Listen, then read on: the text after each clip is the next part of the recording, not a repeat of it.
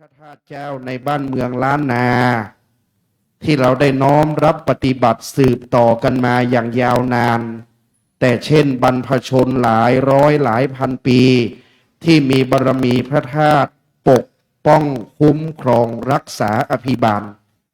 ดังนั้นในเดือน9จะส่งน้ำพระธาตุเจ้าสีจอมทอง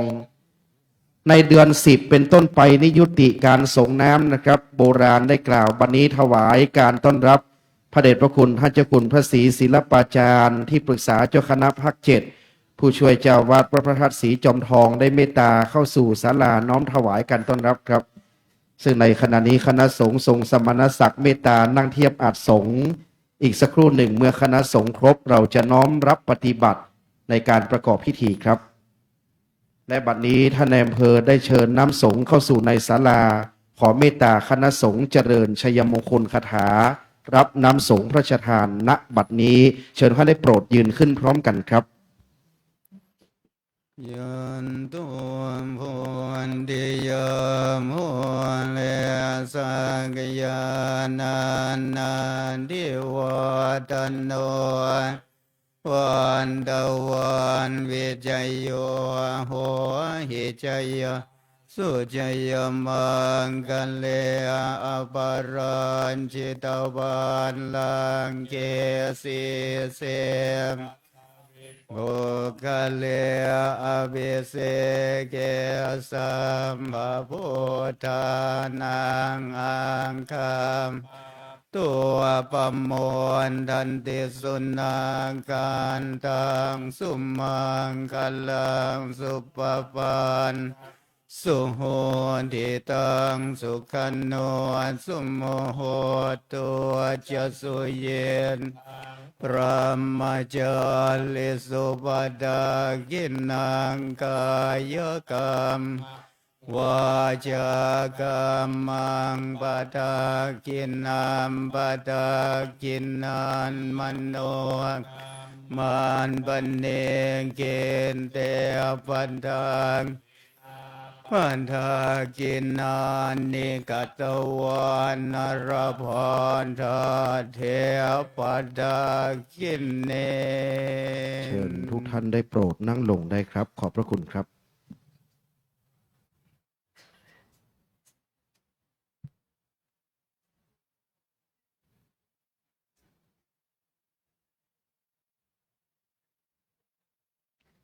ครับตอนนี้เรียนเชิญข้าราชการ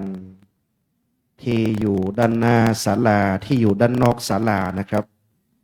เข้ามาด้านในศาลาไม้สักทองได้มานั่งให้พร้อมเพรียงกัน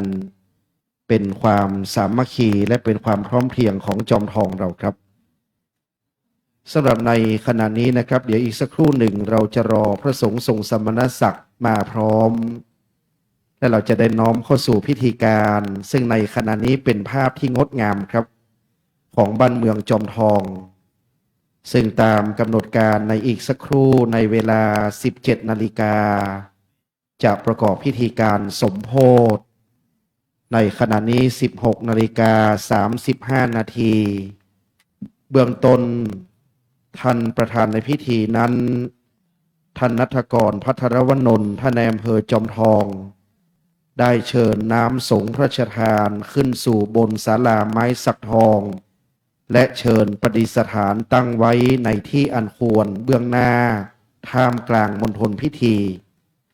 ท่านสุรพลเกียรติชัยกรท่านประธานสภาวัฒนธรรมจังหวัดเชียงใหม่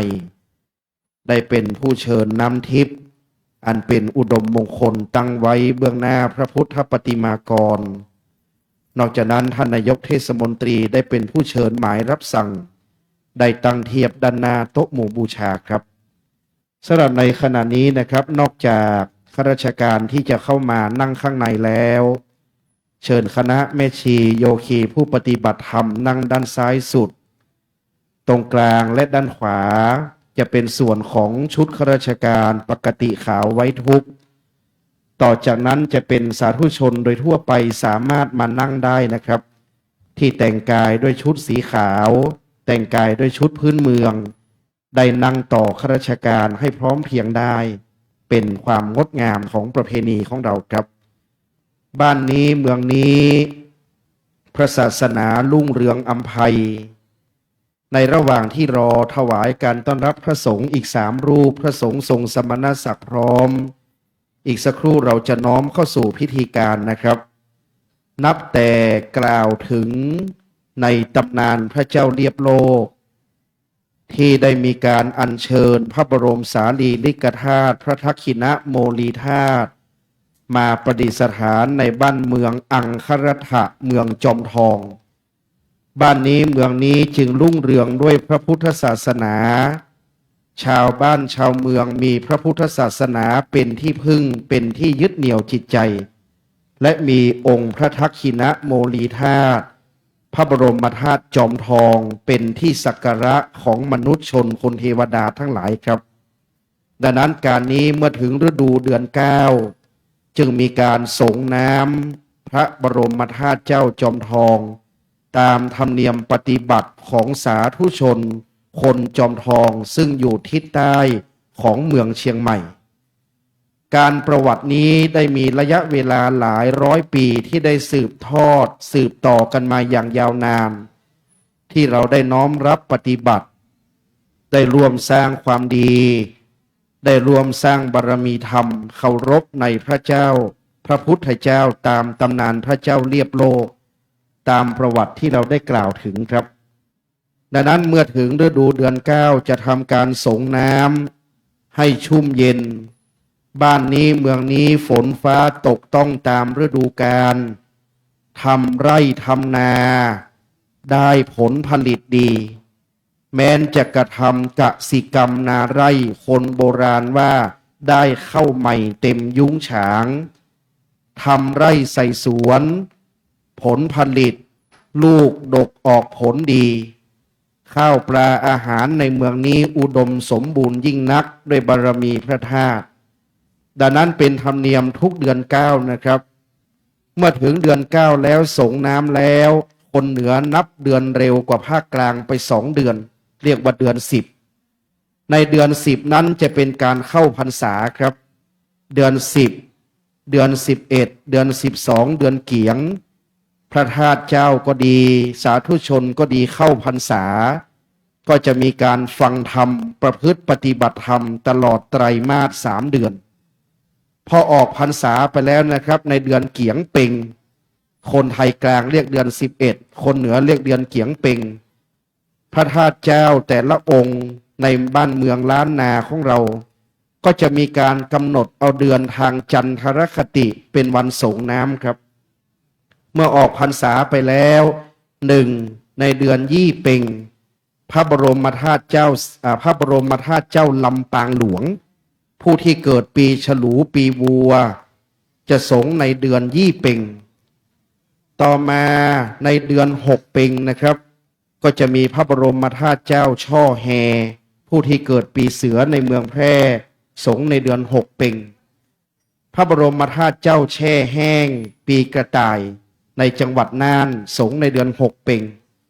พระมหาชินธาตุเจ้าดอยตุงคนเหนือเรียกปีช้างคนไทยกลางเรียกปีหมูก็เป็นเดือน6 เป่งต่อมาในเดือน7ปีใหม่เมืองจะสงพระสิงห์พระบรมธาตุวัดพระสิงห์เชียงใหม่ในปีมะโรงงูใหญ่จะสงในเดือน7ต่อมาเดือน8 เป่งจะสงพระบรมธาตุเจ้าหฤพุนชัยปีไก่ครับในเดือน8 เป่งเดือน8 แรม 8 ค่ำสงรอยพระพุทธบาทตากผ้าวัดพระบาทตากผ้าในเดือน9 ดับจะเป็นการสงพระนอนขอนม่วงก่อนเข้าพรรษาในเดือน9 เป่งจะเป็นพระบรมธาตุเจ้าจอมทองครับเป็นลักษณะนี้ดังนั้นพระธาตุประจำปีเกิดพระธาตุองค์สำคัญพระบาทพระนอนจะทำการสงน้ำตามเดือนตามจันทรคติจะมีเฉพาะพระบรมธาตุดอยสุเทพซึ่งปีแพะจะยึดถือในวันวิสาขบูชาเป็นวันสงน้ำแต่หากปีใดที่มีเดือน8 2 หนตามที่กล่าวไปแล้วหรือไทยล้านนาเราเรียกว่าเดือน10 2 เตื้อวิสาขบูชาจะมาตรงกับพระธาตุเจ้าศรีจอมทองในเดือน9 หากปีใดเป็นปีปกติมีเดือน10หนเดียวหรือเดือน8หนเดียววิสาขะจะไปตรงกับเดือน8เพ็งพระธาตุดอยสุเทพกับพระธาตุหลวงลำพูนจะส่งน้ำตรงกันแต่หากปีใดมีเดือน12เตื้อพระธาตุดอยสุเทพจะมาส่งพร้อมกับพระธาตุศรีจอมทองครับเป็นอย่างนี้ลักษณะของเมืองล้านนาเราดังนั้นเป็นธรรมเนียมบ้านธรรมเนียมเมืองอันรุ่งเรืองวัฒนาที่เราท่านทั้งหลายชาวพุทธในล้านนา8จังหวัดที่มีพระบรมธาตุเจ้าองค์สำคัญจะต้องมีการส่งน้ำปีละ1 ครั้งนะครับสำหรับพระธาตุเจ้าจอมทองพระทักขินะโมลีธาตุนี้จะเป็นพระธาตุเจ้าอันพิเศษกว่าพระธาตุเจ้าใดๆด้วยสามารถอัญเชิญพระบรมธาตุเสด็จออกจากโขงจมปูแล้วประดิษฐานณหอสงฆ์สามารถส่งน้ำองค์พระธาตุเจ้าได้ณหอสงฆ์จึงมีการกำหนดนะครับว่าการส่งน้ำนั้นจะทำทุกวันเดือนเพ็ญก็หมายความว่าคือวันเดือนเพ็ญแล้วก็วันเดือนดับครับเดือนดับนั้นก็หมายความว่าแรม14ค่ำเรียกว่าดับหนแรม15ค่ำเรียกว่าดับเต็มดังนั้นองค์พระบรมธาตุเจ้าจอมทองพระทักขินะโมลีธาตุนับแต่บรรพการบรรพชนของเราเป็นต้นมาจึงทุกเดือนเพ็ญและวันเดือนดับซึ่งเป็นวันศีลหรือวันธรรมมัสวนะเป็นวันส่งน้ำพระทักขินะโมลีธาตุทุกวันศีลหรือวันธรรมมัสวนะและในประเพณีปีใหม่เมืองและโอกาสสำคัญต่างๆจึงจะทำการถวายการส่งน้ำพระบรมธาตุเจ้าดังนั้นในเมืองนี้นะครับจึงเป็นเมืองที่ยิ่งใหญ่มีพระธาตุเจ้าเป็นมิ่งขวัญมีดอยที่สูงที่สุดในประเทศไทยคือดอยอินทนนท์และยังประดิษฐานพระธาตุคู่พระบารมีของบูรพมหากษัตริยาธิราชเจ้าพระบาทสมเด็จพระบรมชนกาธิเบศรมหาภูมิพลอดุลยเดชมหาราชบรมนาถบพิตรพระราชสมภารและพระองค์ผู้ทรงพระคุณอันประเสริฐและคู่พระบารมีคือสมเด็จพระนางเจ้าสิริกิติ์พระบรมราชินีนาถพระบรมราชชนนีพันปีหลวงครับดังนั้นเป็นเมืองแห่งพระธาตุเจ้าเป็นเมืองแห่งพระบารมีใต้ร่มพระบรมโพธิสมภารเป็นเมืองแห่งบุญสุนทรทานแห่ไม้ค้ำโพที่ใหญ่ที่สุดในโลกเลยครับดังนั้นพระศาสนาจึงรุ่งเรืองในบ้านเมืองนี้ศาสนพิธีจึงงดงามเราทั้งหลายจึงได้น้อมรับปฏิบัติตามครูบาอาจารย์และบรรพบุรุษของเราได้สร้างสมอบรมมาดังนั้นในการนี้เราท่านทั้งหลายจึงเห็นได้ว่าประเพณีพระธาตุเจ้าจอมทองเรียกว่างานเดือน9คือ1 27วันนี้จึงเป็นวันเชิญน้ำสงฆ์และสมโภช2วันเดือนเพ็ญนั้นจะทำการส่งน้ำสาธุชนครับจะได้ยินเสียงนะครับว่าตอนนี้ฝนตั้งเขาทุกวันนี้ฝนจะตกโบราณบอกว่าเทวดาเนี่ยจะต้องสงพระธาตุก่อนชำระล้างฝุ่นล้างดินทั้งหลายให้ผ่องใสรุ่งเรืองเทวดาสงแล้วจะเป็นมนุษย์ชนคนเทวดาทั้งหลายมนุษย์จะสงครับเหมือนพระธาตุเจ้าหฤพูนชัยก่อนหน้า7 วันทุกปีฝนต้องตกดังนั้นได้ทราบจากคณะกรรมการวัดว่าก่อนหน้านี้ฝนตกทุกวันนะครับเมื่อวานนี้ผมก็อยู่จอมทองเมื่อวานนี้ตอนบ่ายฝนตกเมื่อกี้ถ้าฝนตกตอนเดินขบวนจะไม่สวยครับเทวดาท่านทราบว่าพระบาทสมเด็จพระเจ้าอยู่หัวทรงพระกรุณาโปรดพระราชทานน้ำสงฆ์เทวดาว่ายั้งน้ำฟ้าใส่ฝนใน3 ชั่วโมงให้ขบวนถึงวัดเดี๋ยวค่อยหลั่งน้ำฟ้าสายฝนตกลงให้ชุ่มแล้วจะทำพิธีการสมโภช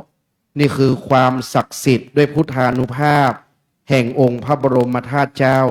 และด้วยพระบรมโพธิสมภารของพระเจ้าแผ่นดินนะครับที่ทรงพระกรุณาโปรดพระราชทานน้ำสงฆ์มาทำการสมโภชมีการมหรสพโบราณนั้นคำว่าสมโภชนี้นะครับ1จะต้องมีการละเล่นการแสดง สมโภชวันนี้ตั้งแต่วันพรุ่งนี้เป็นต้นไปเช่นการแสดงซอการขับขานวรรณกรรมปีซอจะขับขานวรรณกรรมปีซอทั้งละครซอและการร่ำประวัติของพระธาตุเจ้าสองการแสดงฟ้อนรำทั้งหลายที่เกี่ยวข้องกับศิลปะวัฒนธรรมจะฟ้อนรำสมโภชในแต่ละคืนสามจะมีการเจริญพระพุทธมนต์สมโภชนะครับดังนั้น31นั้นเป็นวันเดือนเพ็ญดังนั้นในวันเดือนเพ็ญนั้นก็จะทำการสมโภชสงน้ำนี่คือธรรมเนียมปฏิบัติอย่างจอมทองตอนนี้หลวงพ่อพระครูสุจิตปัญญารัตน์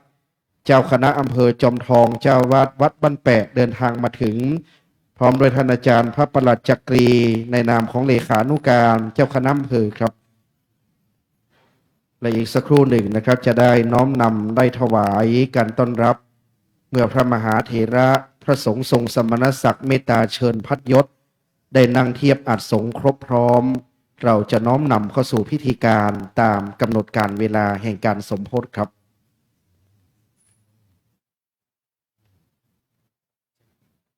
พระสงฆ์ทรงสมณศักดิ์10 รูปซึ่งในการวันนี้กอบด้วยพระเดชพระคุณท่านเจ้าคุณอาจารย์พระสิทธิวชิรานุกูลรองเจ้าคณะอำเภอเมืองเชียงใหม่วัดพระธาตุดอยสุเทพราชวรวิหารท่านพระครูภาวนาวชิรธรรมวิปัสสนาธุระเจ้าคณะตำบลป่าแดดเจ้าวาดวัดป่าแดดอำเภอเมืองเชียงใหม่ท่านพระครูสุจิตปัญญารัตน์เจ้าคณะอำเภอจอมทองเจ้าวาดวัดบ้านแปะท่านพระครูโสพลสุวรรณธรวิปัสสนาธุระที่ปรึกษาเจ้าคณะอำเภอจอมทองผู้ช่วยเจ้าวาดวัดพระธาตุศรีจอมทองวรวิหารพระครูอาทรสมาธิวัดวิปัสสนาธุระผู้ช่วยเจ้าวาดวัดพระธาตุศรีจอมทองวรวิหารท่านพระครูวิสุทธิญาณนวรคุณวิปัสสนาธุระด็อกเตอร์เลขานุการรองเจ้าคณะจังหวัดเชียงใหม่เจ้าคณะตำบลสันปุเลยเขต 1ดอยสะเก็ดผู้ช่วยเจ้าวาดวัดสวนดอกพระอารามหลวงเชียงใหม่ท่านอาจารย์พระครูประหลัดสุวัฒนมงคลสิทธิคุณผู้ช่วยเจ้าวาดวัดพระธาตุศรีจอมทองวรวิหารท่านอาจารย์พระครูวิบูลย์สุวรรณวัฒน์ผู้ช่วยเจ้าวาดวัดพระธาตุศรีจอมทองวรวิหารพระประหลัดจักรีปัญญาสิริเลขานุการเจ้าคณะอำเภอจอมทองและพระมหาทวชชัยธรรมกุศโลผู้ช่วยเจ้าวาดวัดพระธาตุศรีจอมทองครับ10 รูปนี้เป็นพระสงฆ์ทรงสมณศักดิ์ในวันลำดับที่1แห่งการสมโภชวันนี้พระราชาคณะประธานสงฆ์เมตตานั่งเทียบอัฐสงฆ์สาธุชนจะเห็นนะครับว่าพระสงฆ์ทรงสมณศักดิ์เชิญพัดยศของคณะสงฆ์นั้นนะครับหากเป็นพัดยศสีขาวนั่นจะเรียกว่าพระสงฆ์ทรงสมณศักดิ์ฝ่ายวิปัสสนาธุระครับพระเดชพระคุณหลวงปู่พระพรหมมงคลหลวงปู่ทองสิริมังคโลของพวกเราซึ่งเป็นครูบาอาจารย์ที่เคารพนับถือของพวกเรานั้นหลวงปู่เป็นพระราชาคณะเป็นรองสมเด็จพระราชาคณะหิรัญญบัตรหลวงปู่เป็นพระสงฆ์รูปแรกในกรุงรัตนโกสินทร์ที่ได้รับพระราชทานตั้งเป็นรองสมเด็จพระราชาคณะชั้นหิรัญญบัตรเป็นพัดยศสีขาวรูปแรกในกรุงรัตนโกสินทร์คือหลวงปู่พระพรหมมงคลหลวงปู่ทองวัดพระธาตุศรีจอมทองดังนั้นเป็นความรู้ให้กับข้าราชการเราท่านทั้งหลายได้ทราบนะครับ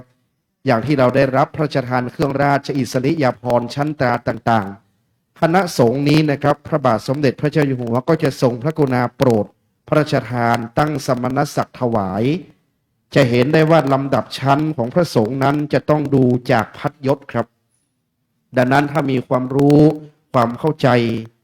สาธุชนหากจำได้ก็จะสังเกตจากพัดยศของคณะสงฆ์รูปที่1ท่านเจ้าคุณพระสิทธิวชิรานุกูลท่านจะเป็นพระราชาคณะที่เราเรียกว่าท่านเจ้าคุณท่านเป็นพระมหาปรริญญาจึงเรียกว่าพระราชาคณะชั้นสามัญปรริญญานี่จะเป็นพระยศของท่านเจ้าคุณรูปที่2นี้นะครับพระครูภาวนาวชิรธรรมก็คือพระครูสัญญาบัตรเทียบเจ้าคณะอำเภอชั้นพิเศษวิปัสสนาธุระเชียงใหม่ของเรา นะครับมีหนึ่งรูปอยู่ที่วัดประแดดในท่านพระครูภาวนาวชิรธรรมจังหวัดเชียงใหม่มีหนึ่งเดียวนะครับต่อมาท่านพระครูสุจิตปัญญารัตน์ท่านเป็นเจ้าคณะอำเภอเรียกว่าพระครูสัญญาบัตรเจ้าคณะอำเภอชั้นโทครับในการนั่งอัดสงฆ์จะนั่งเรียงตามลำดับของลำดับชั้นสมณศักดิ์หากเป็นพิธีหลวงแต่ถ้าเป็นพิธีทั่วไปจะเป็นพรรษายุการนะครับของคณะสงฆ์แต่ถ้าหากเป็นพิธีหลวงจะนั่งเทียบอัดสงฆ์ตามลำดับสมณศักดิ์ท่านพระครูโสพลสุวรรณธรที่หลวงพ่อผู้ช่วยเจ้าวาดพระอารามหลวงชั้นพิเศษวิปัสสนาธุระนี่นะครับจะเห็นเป็นพัดขาวพระครูอาทรสมาธิวัดเดี๋ยวอีกรูปหนึ่งพระครูวิสุทธิยานวรคุณวิปัสสนาธุระก็จะเป็นพัดสีขาวเช่นกันดังนั้นวัดพระธาตุศรีจอมทองจะมีพัดสีขาวเยอะครับเพราะเป็นสำนักปฏิบัติธรรมดังนั้นก็จะเป็นพระสงฆ์ทรงสมณศักดิ์สาธุชนจะเห็นนะครับว่าหนึ่งไทยเรายกย่องสถาบันชาติสถาบันศาสนาสถาบันพระมหากษัตริย์มีความเกี่ยวข้องและเกี่ยวเนื่องซึ่งกันและกันครับหนึ่งชาติของเราดำรงเป็นเอกราชประกาศซึ่งความดีสองพระศาสนาของเรานี้รุ่งเรืองในเชียงใหม่จอมทองจะเห็นว่ามีประเพณีเดือนเก้าสามเมื่อประเพณีอย่างนี้เกิดขึ้นแม้แต่พระมหากษัตริย์ขติยวงศ์พระองค์ท่านยังทรงพระกรุณาโปรดพระราชทานน้ำสงฆ์พระสงฆ์ที่มานั้นก็เป็นพระสงฆ์ทรงสมณศักดิ์เป็นพระของพระราชาทั้งนั้นนะครับดังนั้นนี่คือความเกี่ยวเนื่องของสามสถาบันหลักชาติศาสนาพระมหากษัตริย์นี่คือประเทศไทยราชอาณาจักรไทยของเราจึงร่มเย็นดังนั้นเดี๋ยวเมื่อพระสงฆ์พร้อมการเจริญพระพุทธมนต์ก็น้อมปฏิบัติตามกำหนดการเวลาที่เราได้นำเรียนไว้ใน17 นาฬิกาครับดังนั้นวันนี้สมโภชเป็นหลักเปิดพิธีการในพิธีการไม้สักทองเสร็จก็จะมีเวทีด้านนอกจะมีการเปิดงานสงน้ำและสมโภชอีกคำรบหนึ่ง31นั้นจึงเป็นวันสงน้ำตามธรรมเนียมที่เราได้น้อมรับปฏิบัติร่วมกันมานะครับจึงงดงามตามแบบแผนไม่ขาดแคลนซึ่งศรัทธาบ้านเมืองล้านนาจอมทองวัดพระธาตุศรีจอมทองบารมีหลวงปู่ครูบาทองบารมีพระสุวรรณเมธีด็อกเตอร์ท่านเจ้าคุณแสวงและครูบาอาจารย์ทุกรูปได้น้อมนำสืบสารและปฏิบัติรักษาธรรมเนียมครับแต่บัดนี้ท่านพระครูวิสุทธิยานวรคุณวิปัสสนาธุระด็อกเตอร์เลขานุการรองเจ้าคณะจังหวัดเชียงใหม่ได้เมตตาเดินทางมาถึงแล้วบัดนี้ด้วยพระมหากรุณาธิคุณแห่งพระบาทสมเด็จพระวชิรเกล้าเจ้าอยู่หัวรัชกาลที่10แห่งพระบรมราชจักรีวงศ์ผู้ทรงพระคุณอันประเสริฐได้ทรงพระกรุณาโปรดพระราชทานน้ำสงฆ์พระบรมธาตุเจ้าจอมทองงานเดือน9ประจำปีพุทธศักราช 2569 จักเป็นการสมโภชน้ำสงฆ์พระราชทานครับลำดับแรกในเบื้องต้นขอเรียนเชิญท่านณัฐกรภัทรวนนท์นายอำเภอจอมทองประธานในพิธีจุดธูปเทียนเครื่องนมัสการบูชาพระรัตนตรัยด้วยระบบไฟฟ้าด้านหน้าพระพุทธปฏิมากรณบัดนี้ขอเรียนเชิญท่านครับ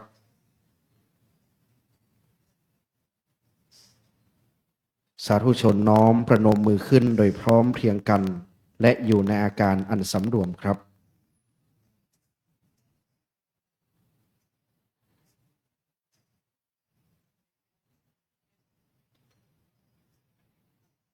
จากนั้นท่านจะได้เปิดกรวยธูปเทียนแพรกระทงดอกไม้ถวายสักการะเบื้องหน้าพระบรมฉายาลักษณ์พระบาทสมเด็จพระเจ้าอยู่หัวเชิญทุกท่านได้โปรดยืนขึ้นโดยพร้อมกันครับถวายความเคารพ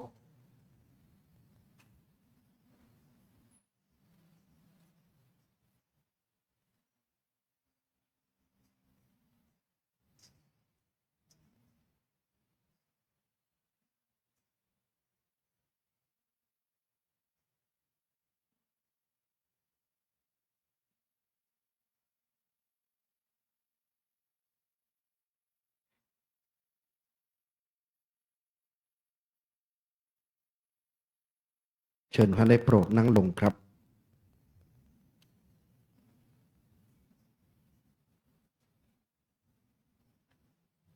อิมินาสกการเรนะพุทธังอภิปูชยามะอิมินาสกการเรนะธัมมังอภิปูชยามะอิมินาสกการเรนะสังฆังอภิปูชยามะอะระหังสัมมาสัมพุทโธภควาพุทธังภควันตังอภิวาเทมิสวากขาโตภควตาธัมโมธัมมังนัมมัสสามิสุปฏิปันโนภควโตสาวกสังโฆสังฆังนะมามิมะยังพันเตวิสุงวิสุงรักขณทายะติสรเนนะสหปัญจศีลานิยาจามะทุติยัมปิมะยังพันเตวิสุงวิสุงรักขณทายะติสรเนนะสหปัญจศีลานิยาจามะตติยัมปิมะยังพันเตวิสุงวิสุงรักขณทายะติสรเนนะสหปัญจศีลานิยาจามะนะโมตัสสะภะคะวะโตอะระหะโตสัมมาสัมพุทธัสสะนะโมตัสสะภะคะวะโตอะระหะโตสัมมาสัมพุทธัสสะนะโมตัสสะภะคะวะโตอะระหะโตสัมมาสัมพุทธัสสะพุทธังสรณังคัจฉามิธัมมังสรณังคัจฉามิสังฆัง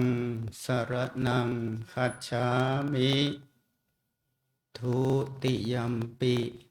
พุทธังสรณังคัจฉามิทุติยัมปิธัมมังสรณังคัจฉามิทุติยัมปิสังฆังสรณังคัจฉามิตาติยัมปิพุทธังสรณังคัจฉามิตาติยัมปิธัมมังสรณังคัจฉามิตาติยัมปิสังฆังสรณังคัจฉามิปานาติปาตาเวรมณี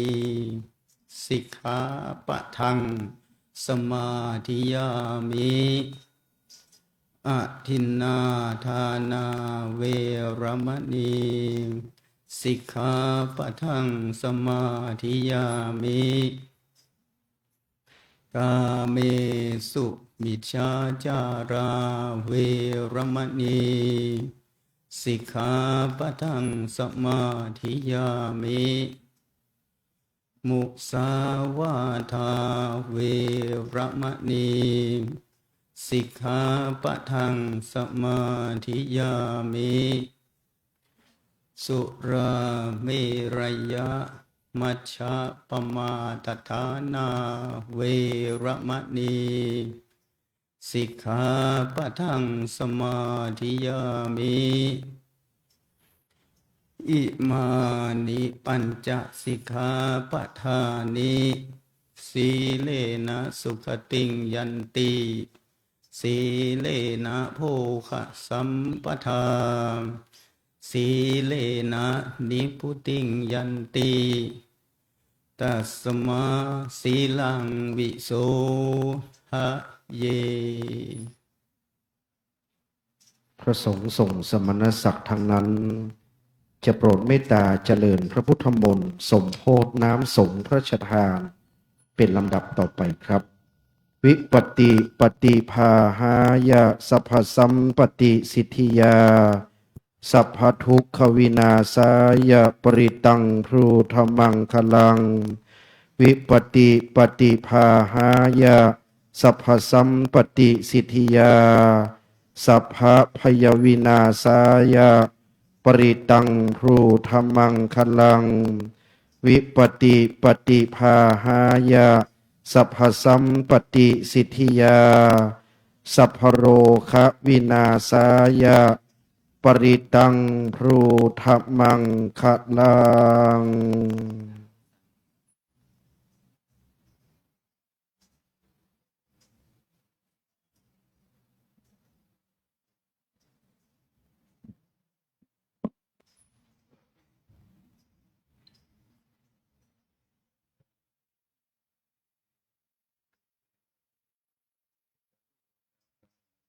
เกหาวัตุมิเขเตภุมาจยันตุเทวาจลทลวิสเมยกะกันดปนาคาติตันดาสันติเกยังมุนิวรวจนังสาทโวเมสุนันตุธรรมสวนาคาโลยัมหทันตาธรรมสวนาคาโลยัมหทันตาธรรมสวนาคาโลอะยัมหทันตานะโมตัสสะภะคะวะโตอะระหะโตสัมมาสัมพุทธัสสะนะโมตัสสะภะคะวะโตอะระหะโตสัมมาสัมพุทธัสสะนะโมตัสสะภะคะวะโตอะระหะโตสัมมาสัมพุทธัสสะพุทธังสารนังกัจฉามิธัมมังสารนังกัจฉามิสังฆังสารนังกัจฉามิดุติยัมปิพุทธังสารนังกัจฉามิดุติยัมปิธัมมังสารนังกัจฉามิดุติยัมปิสังฆังสารนังกัจฉามิดุติยัมปิพุทธังสารนังกัจฉามิดุติยัมปิธัมมังสารนังกัจฉามิดุติยัมปิสังฆังสารนังกัจฉามิสัมโพเตอันดาวิสัญญาดาวันดาสัญญาสังฆสังเกปัญญาสันดาสังฆสันนินามามิสิอังอันเดสังดัมมัญญาสังฆัญญาอันดาเลนะนามามิหังนามาโลภะเวนะหันตาสัพเพโอปันดาเวอเนกาอันดาลายะปิวินาสันโตอาเสโตสัมโพเดปัญญาสัญญาญาโตวิสันติสังฆสังเกทัสสะสันดาสังฆสันนินามามิสิลาสังฆหันเดสังธัมมัญญาสังฆัญญาดาลินานามามิหังนามาโลภะเวนะหันตาสัพเพโอปันดาเวอเนกาอันดาลายะปิสันโตอาเสสันโตสัมโพเดนะพุทธานาสัตเตอันดาจันดาลิสัสสหัสสะเกมิสันติอัตตาสหัสสะเนนามามิสิลาสังฆังหันเดสันธัมมัญญาสังฆัญญาดาเลนะนามามิหังนามาโนภะเวนะหันตาสัพเพโอปันดาเวอเนกาอันดาลายะปิวินาสันโตอาเสสะโตอันราหันโตสัมมาสัมพุทธัสสะมะหิสิโนนะโมธัมมะธัมมัสสะสะวะกะตะเสวะเดนินะนะโมมหาสังฆัสสะปิวิสุทธัสสิระดินิโนนะโมมันตยารันตสารันตนันตยาสัสสะกังนะโมมังคติตัสสะตัสสะวันโตตยาสัพพินะโมกะระปะภะเวนะวิกัจจันตุปันนะโมกะลาโนภะเวนะสุวัสดิโหตุสัมปทานะโมกะลาชะเดนะวินิมิโหมิเตจ วา สานาสัญ จะ จา โลกันสามุติภวันตุสัมปันธัสสะสะนามิญาโลกันจะเดวารังกันตุสัมปันธัสสะนิโหตุ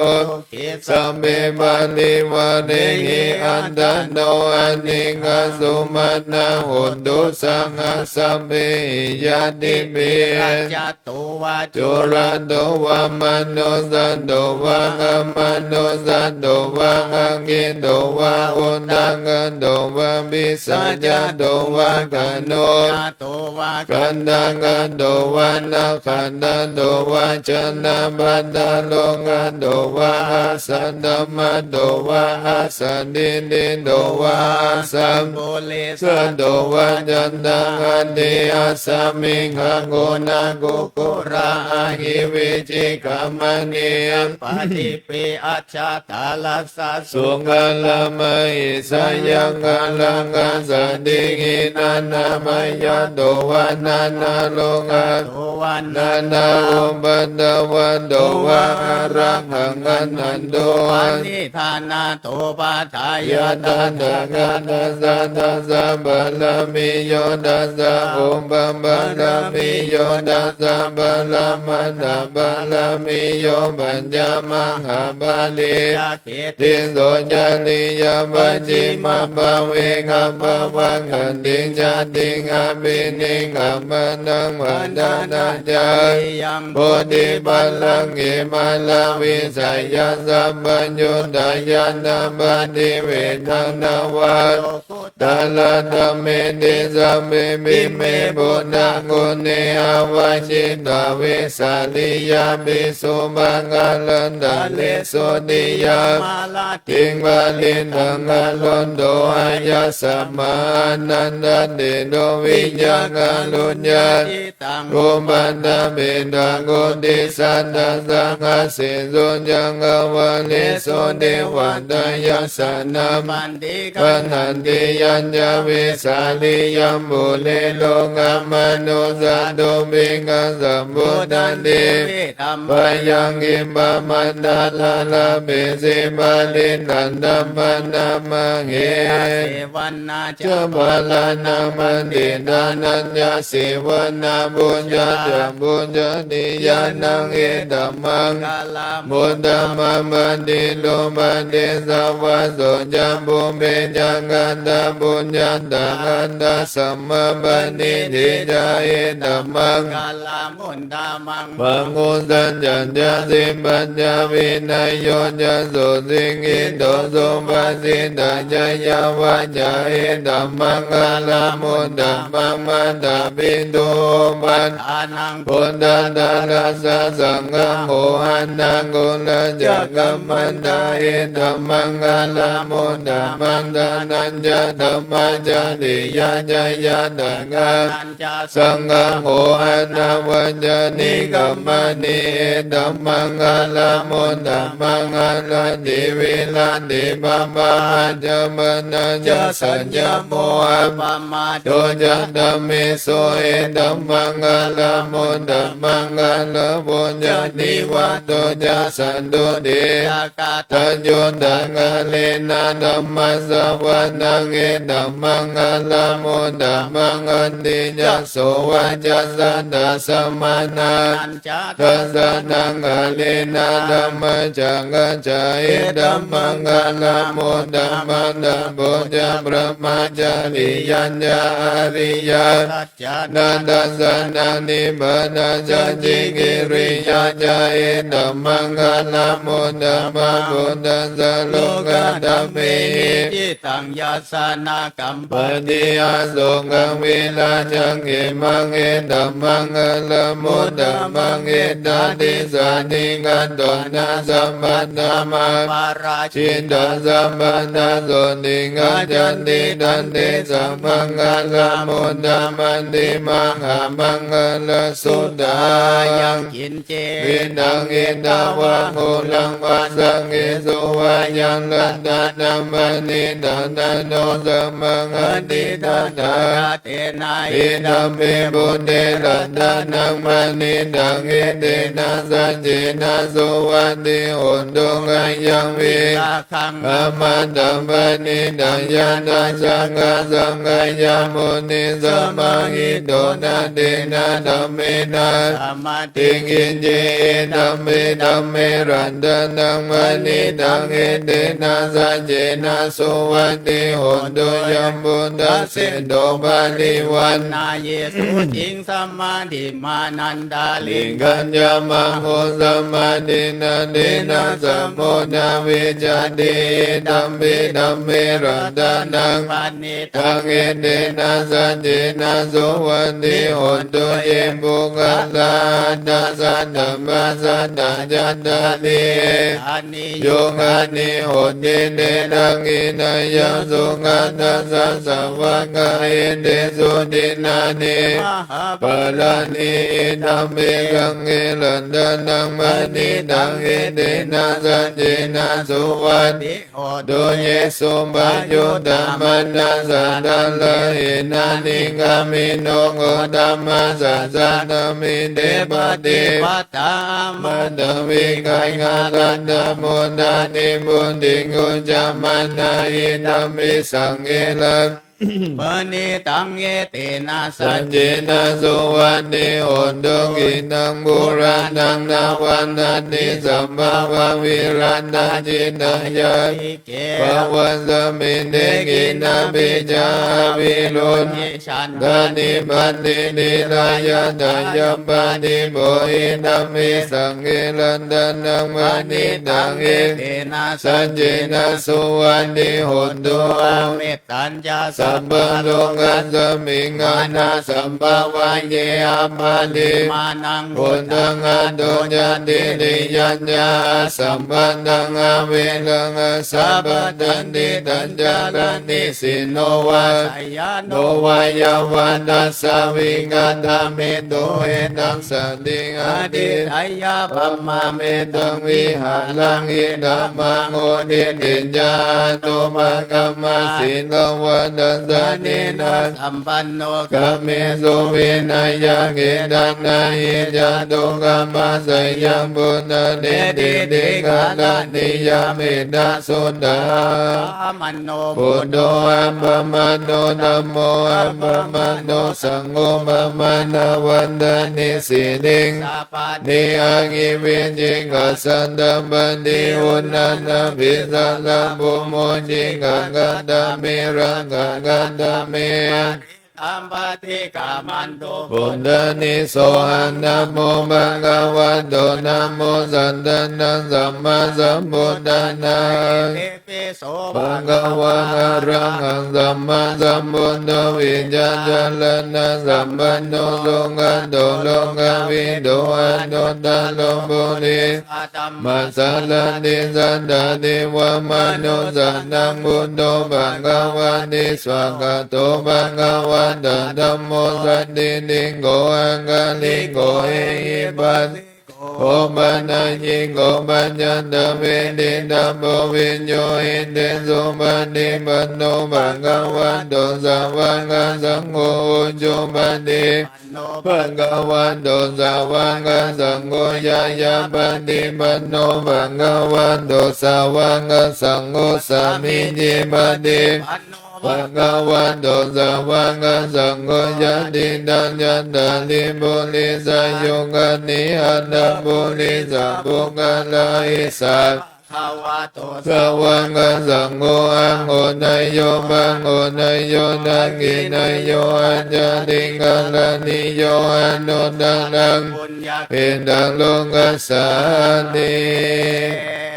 สกัดตัวพุทธา รันดันดังโอสันดังโอดัมมังวันลังอินดังดิวะมันโนสันนังบุญนาเตเจนะโสตินานาสันตุบันดาวะสัพเพทุกขะภูปัสสะเมนตุเตสังกัตตะธัมมานัง ทานัง โอสันตังโอดัมมังวันลัมมะลีลังอุปัสสะมานังธัมมาเตเจนะโสตินานาสันตุบันดาวะสัพเพมยะภูปัสสะ เมน ตุเตสังฆัตวะสังฆัตตะนังโอสัตตังโอธัมมังวะสังฆังโอไนยัมปะโอไนยังสังฆเต เจนา สุนินานาสันตุปันตวะสัมเมโรกาบุมปัสสมินตุเต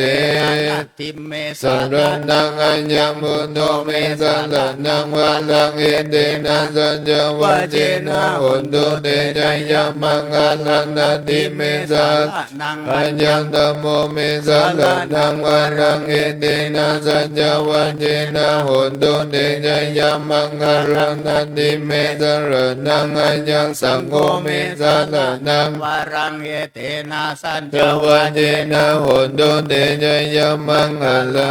ยัง ง กินเจ รันดานาโลกิวิสันติวิวินัมบุญโดรันดานังบุญนัสสะมานันติตัสสะมาโสติ วัน ตุเตยังกินจิรันดานังโลกิวิสันติวิวินัมบุญโดรันดานังธัมมัสสะมานันติมาโสติมาวันตุเตยังกินจิรันดานังโลกิวิสันติวิ ทาง ปุณโดรันดานังสังฆัสสะมานันติตัสสะมาโสติมาวันตุเต ยันตุนิเมต สังฆวามังคัลจโยยามานาโบสังโฆลาสัสสะโตปะปะกังโหตุโสมินังอังกันตังบุญานุปะเวนะวินาสมินตุยันตุนิเมตัง เอาว่ามัง กัลจโยยามานาโบสังโฆลาสัสสะโตปะปะกังโหตุโสมินังอังกันตังธัมมานุปะเวนะวินาสมินตุยันตุนิเมตังเอาว่ามัง กาลัน เจโยยามานาโบสังโฆนาสัสสะโตปะปะกังโหตุโส เป็นนาง อังกันตังสังฆานุภะเวนะวินาสมินตุ โอมานังเทวานั นั ง งสันตังสุนทรยันตุมังอาลาจิงกาเทวะสันตมโนสาวิสุนยันตุมังอาลาจิงกานันเท วานัง สันตังสุนทรวันติสันเทวะสันตมโนสาวิสุนทวันติสันนังเทวานังสันตังสุนทรยามาเทวะสันตมโนสาวิสุนยามานัง เทวานั นั ง งสันตังสุนทรตุสิตาเทวะสันตมโนสาวิสุนตุสิตานังเทวานังสันตังสุนทรติมานารันติเทวะสันตังสเวโสนิมานารันตินังเทวานังสันตังสุนทรบาลานิมิตาวะสวัสดิเทวะสัตตมโนสา เวสุง ปาลานิมิตาวะสวัสดินังเทวานังสันตังสุนทรบรมกายิกาเทวะสัตตมโนสาวิสุงเอตัมมะกาวันตาบารณาสิยังอิสิมันตันเน คาทายเยอนุตตาลังธรร มั มั จ น จังกังบาวันตินังอามันติวันติยังสมานินาวะพระมานินาวะเทเวนาวะมาลินาวะพระมุนาวะกินาจิวะโลกัสสมิติ ติหะ เต ติ นังกเนนะเดนะโมโหเตนะยวะมัมมาโลกัสสันโตอะบุกาจิอายัญญานัสสะ สหัส สิโลกันตันโตสังฆัมปิสัมมังคัมปิสัมภเวติอัมปะมโนจาโอนันโลโอภาโสโลกิปันตุระโหสิอาติกัมเมวะเทวานังเทวัง ภาวั วั ง งอันตังโกบังกวะโหนันตังโหนันนิสีอัญญาสีวันตโมโกนันโยอัญญาสี วาตา โบโกนันโยนิดิหิตังอัญญาสัมมันโดโกนันโยสัญญาโกนันโยตวิวันนามังอะโห ติ ธรรมจังกัมบวันดานาสุดังนิดินัง ทุกขปัตตา เจนิดุงกัมปยาบันดาเจนิปยาโสกัมบันดาเจนิโสกังอุนดุสัมเบมิมานิโนเอตา ปัตตา ชังกัมเบงิสัมปันธังบุญญาสัมปันธังสัมเบเทวานุโมทันตุสัมปะสัมปะนิสิทธิยาทานันตตันตุสัน อายา ส สีลังลังอันตุสัมปันธังภวนาวิลันทาโหนตุกัจจันตุเทวตังกันตัสสัพเพพุทธาภลมันตปัญญิกัน นันจะ ยังบัลลังก์อรังหันตันตัญญาเตเจนารังกังบันดามิสัพพะโส สุโขพุทธานัง อุปันโตสุขันสันธรรมันติสันตังสุขันสังขันสันสมังกิสัมมังกันตังตัมปุสุงโกกันติโยสินโตจันนิตัสสะมิเจโกตัมปันติจัน ยินโน วิจารจารันตังสัมปันโนโสสินโตเทวามนุสเสเทวตัมปันติอัตติโยรันติมาปันติจันติมาสันตันโตกันติโยตัมปันติอาจินตัมปันติพระมโนอัตถะ สัพพะ มโหลันตังบุญโตเดตัส ติ ติ เต เต จั ชั ส ส สะ สะ โลคัญญาปะละมาลาภาสันตุทิปะระมาทัน นังวิสัสสะบัลลมายยันตินิบานังบัลลมังสุขัง ประสงค์ทรงสมณศักดิ์กอบด้วยพระเดชพระคุณท่านเจ้าคุณอาจารย์ พระสิทธิวชิรานุกูล รองเจ้าคณะอำเภอเมืองเชียงใหม่ วัดพระธาตุดอยสุเทพราชวรวิหาร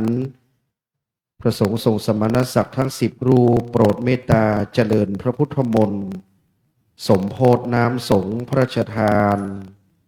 ในโอกาสที่พระบาทสมเด็จพระเจ้าอยู่หัวทรงพระกรุณาโปรดพระราชทานน้ำสงฆ์ในประเพณีส่งน้ำพระบรมธาตุเจ้าจอมทอง ประจำปีพุทธศักราช 2569 ครับ ต่อจากนี้ไปจะเป็นการน้อมถวายจตุปัจจัยและเครื่องไทยธรรม อันดับแรกน้อมถวายกันพระพุทธตามธรรมเนียมล้านนาของจอมทอง การบัดนี้ขอเรียนเชิญคุณพ่อกิจจายชัยอาจประธานคณะกรรมการวัดพระธาตุศรีจอมทองวรวิหาร ได้ให้เกียรติเข้ากราบพระพุทธปฏิมากร น้อมนำถวายกันพระพุทธเชิญคุณพ่อกิจจายชัยอาจครับ การนี้ล้านนาของเรามีความนอบน้อมในพระรัตนตรัย จึงจะได้น้อมประเคนกันพระพุทธซึ่งถวายเป็นพุทธบูชา ต่อองค์สมเด็จพระสัมมาสัมพุทธเจ้า ซึ่งคุณพ่อกิจจายชัยอาจนั้นถือเป็นประธานคณะกรรมการ บริหารงานวัดพระธาตุในนามของสาธุชนร่วมด้วยช่วยปฏิบัติ เป็นศรัทธาสามัคคีวัดพระธาตุศรีจอมทองวรวิหารครับ ต่อจากนี้ไปจะเป็นการน้อมถวายจตุปัจจัยในเบื้องต้นก่อนนะครับ ต่อพระสงฆ์10 รูปกระผมจะได้เรียนเชิญท่านผู้มีเกียรติจำนวน10 ท่าน ดังจะได้นำเรียนเชิญตามรายนาม เมื่อท่านผู้มีเกียรติครบ10 ท่านแล้ว เทียบอาจสงฆ์พร้อมกัน จึงน้อมนำประเคนถวายพร้อมกัน ขอเรียนเชิญ10 ท่านด้วยความเคารพดังต่อไปนี้ ถวายจตุปัจจัย ประกอบด้วยท่านณัฐกรภัทรวนนท์ในอำเภอจอมทอง ท่านสุรพลเกียรติชัยกรประธานสภาวัฒนธรรมจังหวัดเชียงใหม่ ท่านดร.วีรศักดิ์คำล้านผู้อำนวยการสำนักงานเขตพื้นที่การศึกษาประถมศึกษาเชียงใหม่เขต 6 ท่านพันตำรวจเอกจักรินทร์อัศดงพงพนาผู้กำกับการสถานีตำรวจภูธรจอมทองเรียนเชิญท่านนายกจักรคำหวันแดงนายกเทศมนตรีตำบลจอมทองท่านอาจารย์ดร.วรรณมาพรอาจนาเสียวผู้อำนวยการโรงเรียนจอมทองนายกรุ่งสุริยาเชียงชีระนายกองค์การบริหารส่วนตำบลขวงเปานายกทนงศรียอดพิรุณนายกเทศมนตรีตำบลดอยแก้วผู้อำนวยการกิติยพันธ์ปันแก้วผู้อำนวยการโรงเรียนจอมทองและผู้อำนวยการยุพินคำบันผู้อำนวยการสำนักงานส่งเสริมการเรียนรู้ระดับอำเภอขอเรียนเชิญ10 ท่านเทียบอัฐสงฆ์ถวายจตุปัจจัยครับในชุดนี้มีท่านนายอำเภอเป็นต้นเป็นประธานพร้อมด้วยคณะผู้นำมีท่านประธานสภาวัฒนธรรมจังหวัดเชียงใหม่คณะท้องถิ่นท้องที่คณะท่านผู้อำนวยการสถานศึกษาและหัวหน้าส่วนราชการครับ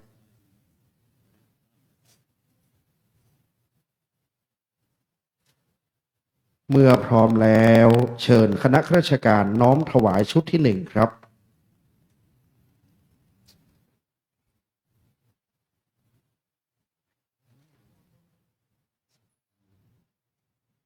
จากนั้นท่านจะได้เข้าสู่ที่รับรองนะครับ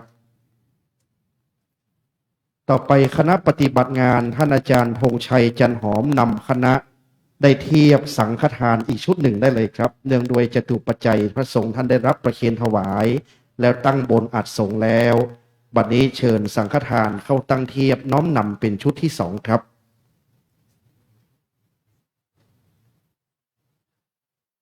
วันนี้คณะปฏิบัติงานเป็นคณะสามัคคีคณะของข้าราชการคณะท่านกำนันผู้ใหญ่บ้านคณะครูน้อมนำปฏิบัติร่วมด้วยครับเป็นจิตอาสาเป็นผู้ปฏิบัติงานน้อมนำบูชาพระธาตุประจำปี 2569 รวมด้วยช่วยกันปฏิบัติให้งดงามครับ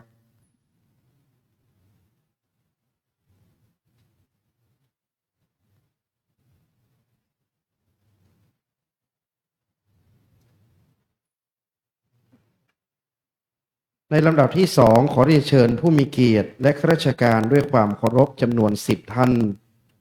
ประกอบด้วยท่านนาวาอากาศเอกชกันขันทชมพู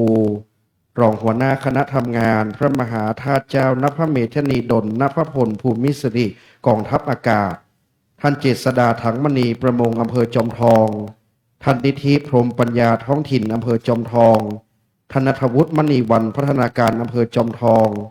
ท่านเกษรอักษรรัฐเกษตรอำเภอจอมทองท่านกำนันสัญญานวลละออกำนันตำบลบ้านหลวงกำนันนิคมปันดอนตองกำนันตำบลดอยแก้วท่านรองผู้อำนวยการวิทยาพินโยฤทธิ์รองผู้อำนวยการวิทยาลัยการอาชีพจอมทองเรียนเชิญคุณศิระนิติเชิงสะอาดหัวหน้าอุทยานแห่งชาติดอยอินทนนท์และท่านแม่ชีอมรศิริกลิ่นปทุมตัวแทนคณะแม่ชีวัดพระธาตุศรีจอมทองครับ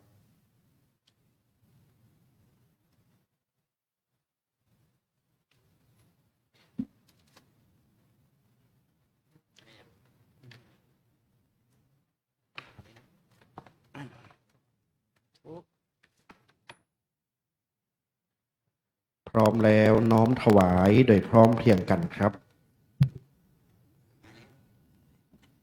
จากนั้นเชิญข้าราชการเข้าสู่ที่รับรองครับ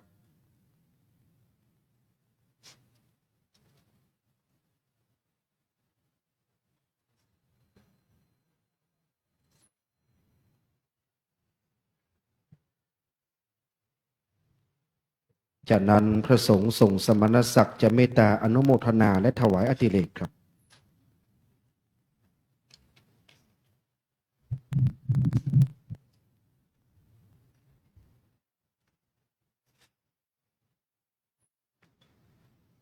ยะทาวาริวหาปุราปาริปุเรนติสาคลังเอวะเมวะอิโตทินังเปตานังอุปกาปติอิชิตังปฏิตังตุมหังคิปะเมวะสมิจฉตุสัพเพปุเรนตุสังฆปังจันโทปนลโสยะธามณิโชติลโสยะธาปิติโยวิวันจันตุสัมภโรโกวินาสตุมาเตภวันวันตรายโยสุขิเทกายุโกภวสัมเพติโยวิวันจันตุสัมภโรโกวินาสตุมาเตภวันวันตรายโยสุขิเทกายุโกภวสัมเพติโยวิวันจันตุสัมภโรโกวินาสตุมาเตภวันวันตรายโย โยสุขิเทคายุโกภวะอภิวันทนาสิริสเนจังวุฒปัจจายโนจันทารโรธรรมวันติอายุวันโนสุขังพลังโลอันดาลันโทสุขิโตวิรุณโนพุทธัสสะสะเนอโลโกสุขิโตโหหิสหัสสะเอหิยันติปิโสอัตตลันโทสุขิโตวิรุณโนพุทธัสสะสะเนอโรโกสุขิโตโหหิสหัสสะเปหิยันติปิโสอันตารันโทสุขิโตวิรุณโนพุทธัสสะสะเนอโรโกสุขิโตโหหิสหัสสะเปหิยันติปิอติเลกะวัสสะสตังชีวตุอติเลกะวัสสะสตังชีวตุอติเลกะวัสสะสตังชีวตุทีฆายุโกโหตุอโรโกโหตุทีฆายุโกโหตุอโรโกโหตุสุขิโตโหตุปรเมนธมหาราชาสิทธิกิจจังสิทธิกัมมังสิทธิลาโภชะยูนิจจังปรเมนธมหาราชาวรัสสะภวตุสัพพทาขอถวายพระพรสัมปมังคลังรา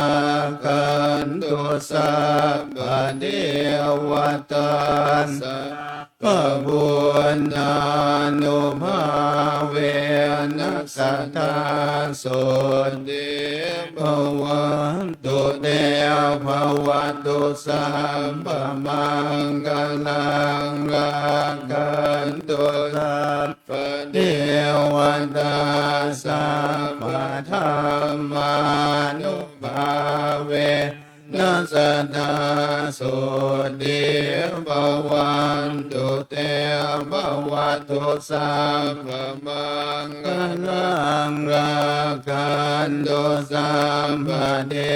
วตาสัพพะสังฆานุภาเวนัสสตาโสติภวันตุเต เชิญทุกท่านร่วมกันเจริญจิตตภาวนา ถวายเป็นพระราชกุศลถวายเป็นพระพรชัยมงคลแด่พระบาทสมเด็จพระวชิรเกล้าเจ้าอยู่หัวและพระบรมวงศานุวงศ์ผู้ทรงพระคุณอันประเสริฐที่พระองค์ท่านทรงพระกรุณาโปรดพระราชทานน้ำสงฆ์องค์พระธาตุเจ้าจอมทองในการนี้ครับ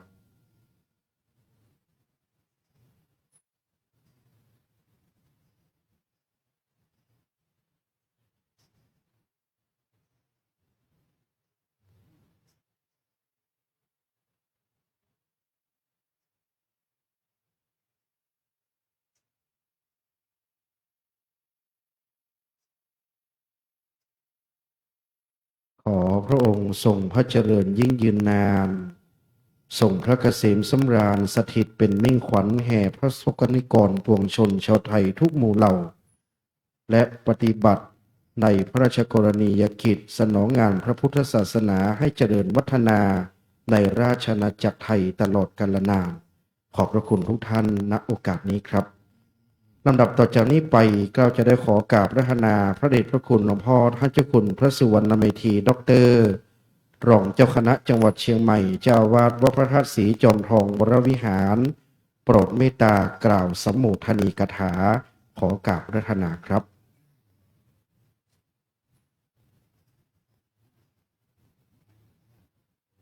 ขอแสดงความเคารพนับถือพระเดชพระคุณพระคุณวะสิทธิวชิรานุกูลสิทธิวชิรานุกูลรองเจ้าคณะอำเภอเมืองเชียงใหม่เดชคุณศรีศิลปาจารย์ที่ปรึกษาเจ้าคณะภาค7ท่านเจ้าคุณอมรเวที ท่านพระครูสุจิตปัญญารัตน์เจ้าคณะอำเภอจอมทองพระเถรานุเถระ ท่านผู้ช่วยเจ้าอาวาสวัดพระธาตุศรีจอมทองทุกรูปเจริญพรท่านในอำเภอจอมทองท่านผู้กำกับสถานีตำรวจภูธร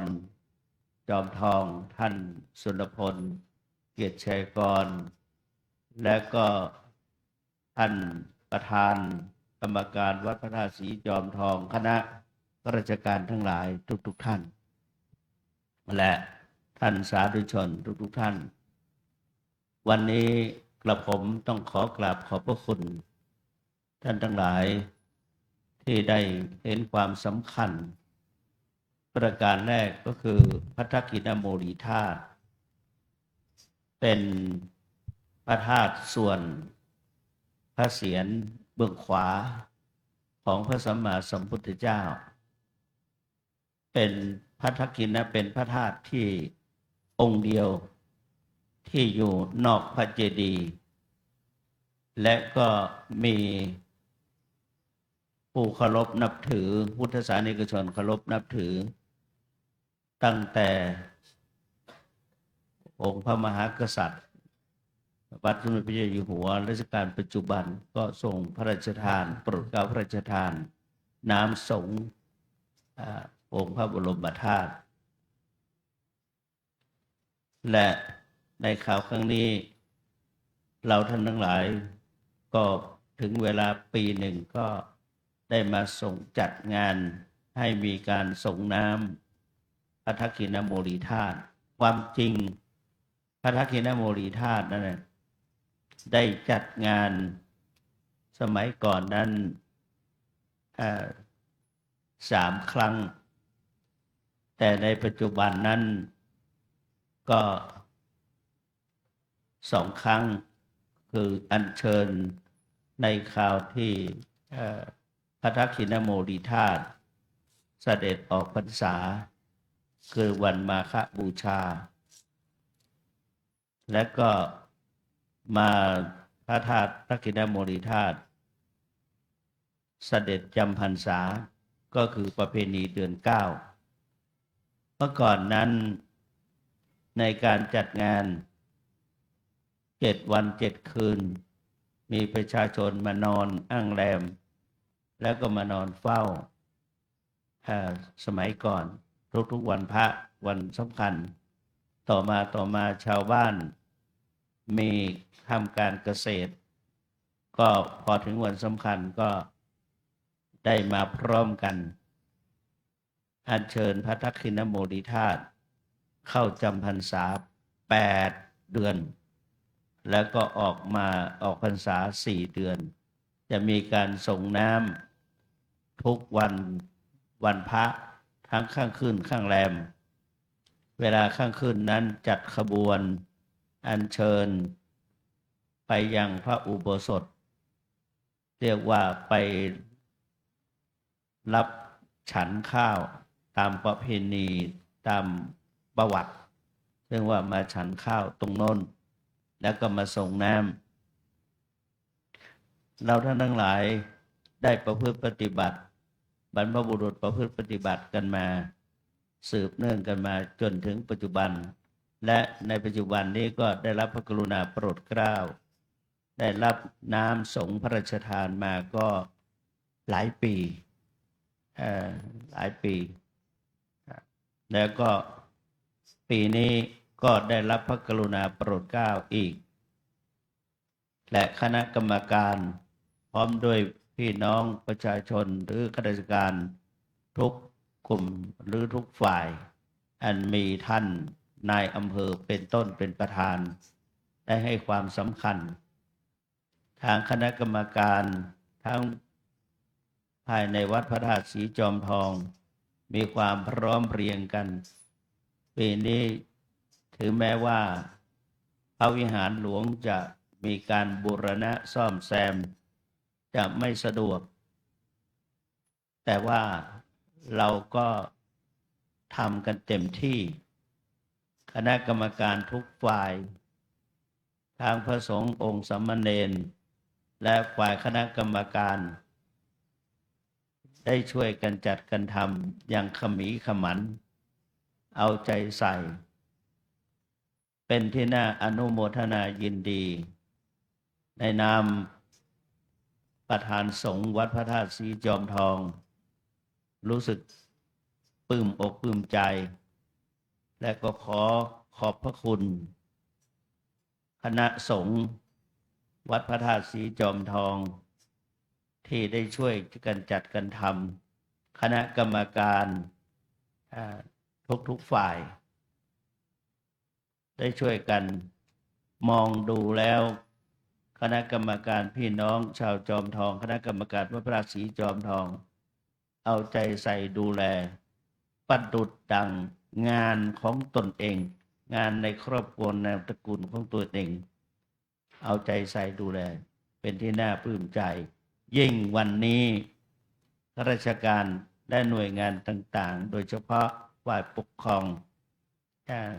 มีท่านในอำเภอเป็นต้นเป็นประธานได้มา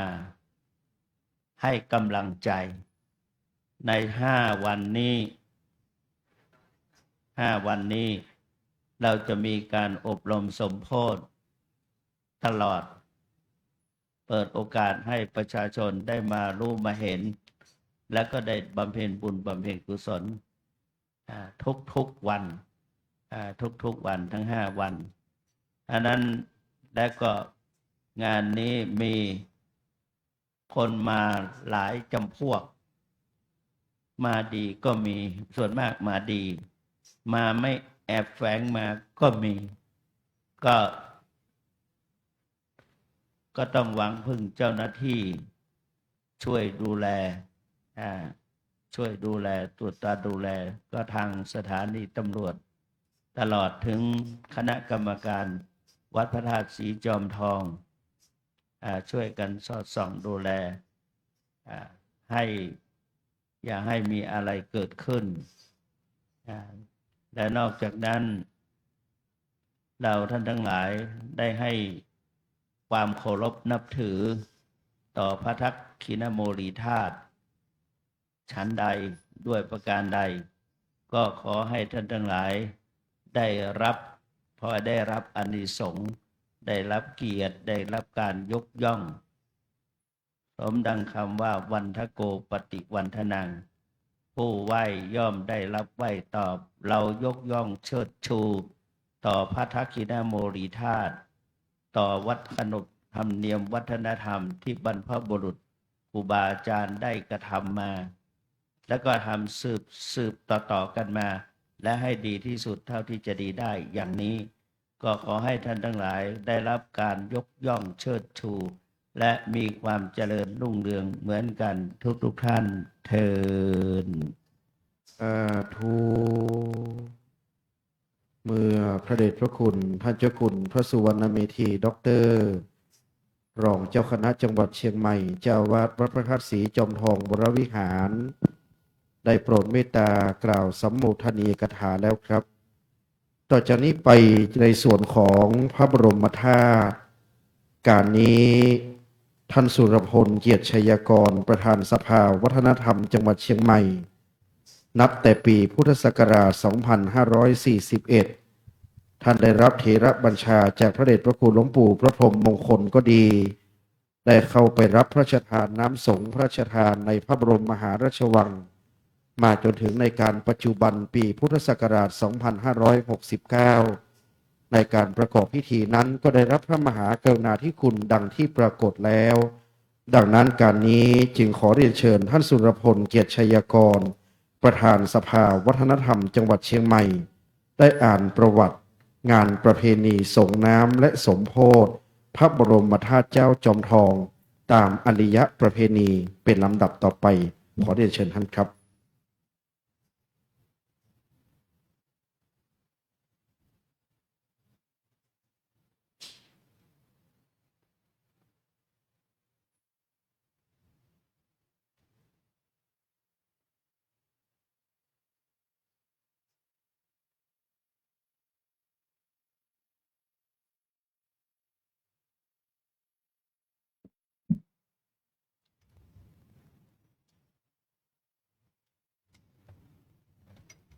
ประวัติงานประเพณีสงน้ำและสมโภชพระบรมธาตุเจ้าจอมทอง งานประเพณีสงน้ำพระบรมธาตุเจ้าจอมทอง เป็นประเพณีสำคัญอันทรงคุณค่าอย่างยิ่งทางพระพุทธศาสนาและวัฒนธรรมล้านนาที่สืบทอดต่อเนื่องกันมาเป็นระยะยาวนานหลายชั่วอายุคน โดยมีประวัติความเป็นมาตามตำนานวัดพระธาตุศรีจอมทองวรวิหาร ซึ่งกล่าวถึงการประกอบพิธีสงน้ำพระบรมธาตุเจ้าจอมทองตั้งแต่อดีตจนถึงปัจจุบันโดยสังเขปดังนี้ เมื่อปีพุทธศักราช 2042 หรือประมาณกว่า 500 ปีที่ผ่านมา พระธรรมปัญโย พระอดีตเจ้าอาวาสรูปที่3แห่งวัดพระธาตุศรีจอมทองวรวิหาร พร้อมกับชีปะขาวอีกหนึ่งท่าน ได้ค้นพบพระบรมธาตุเจ้าจอมทองซึ่งปรากฏอยู่ภายในพระโมรีของพุทธรูปจึงได้ประกอบพิธีสักการะบูชาด้วยเครื่องสักการะต่างๆพร้อมทั้งถวายน้ำสงฆ์ด้วยน้ำอบและน้ำหอมการสงน้ำพระบรมธาตุในครั้งนั้นนับเป็นปฐมเหตุแห่งการประเพณีสงน้ำพระบรมธาตุเจ้าจอมทองสืบทอดมายาวนานจนถึงปัจจุบันต่อมาในปีพุทธศักราช 2182 พระเจ้าสุโธธรรมราชากษัตริย์แห่งพม่าซึ่งเข้ามาปกครองนครเชียงใหม่ในขณะนั้นทรงมีพระเลื่อมใสศรัทธาในพระบรมธาตุเจ้าจอมทองเป็นล้นพ้นจึงโปรดให้ทหารพม่าเข้าจำนวนหนึ่งเข้ามาถวายการอารักขาและดูแลอุปถากปฏิสังขรณ์ดูแลพระบรมธาตุเจ้าจอมทองพร้อมทั้งได้ร่วมกันกับศรัทธาสาธุชนประกอบพิธีส่งน้ำองค์พระบรมธาตุเจ้าจอมทองเป็นประจำทุกวันพระตั้งแต่วันขึ้น15 ค่ำเดือน5เหนือเดือน5เพ็งจนถึงขึ้น15 ค่ำเดือน9เหนือรวมระยะเวลา4 เดือนหลังจากนั้นถือเป็นช่วงที่พระบรมธาตุเจ้าจอมทองเสด็จเข้าพรรษาเป็นระยะเวลา8 เดือน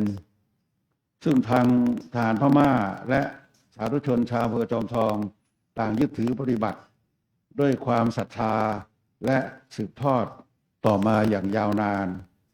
ต่อมาประชาชนในอำเภอจอมทองและพื้นที่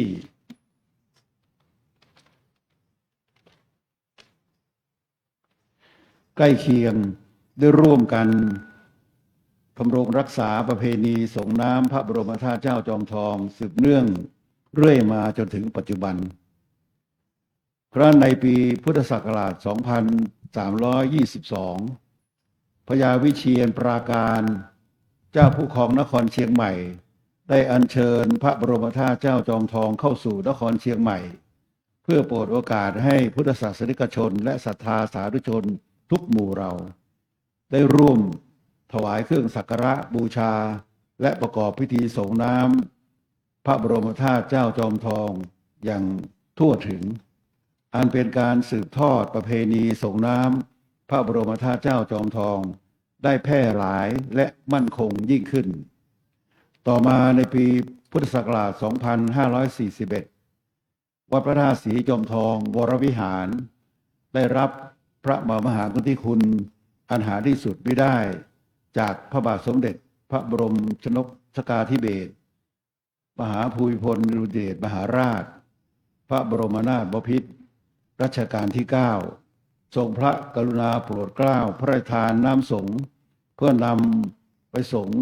ประกอบพิธีส่งน้ำพระบรมธาตุเจ้าจอมทองเป็นสิริมงคล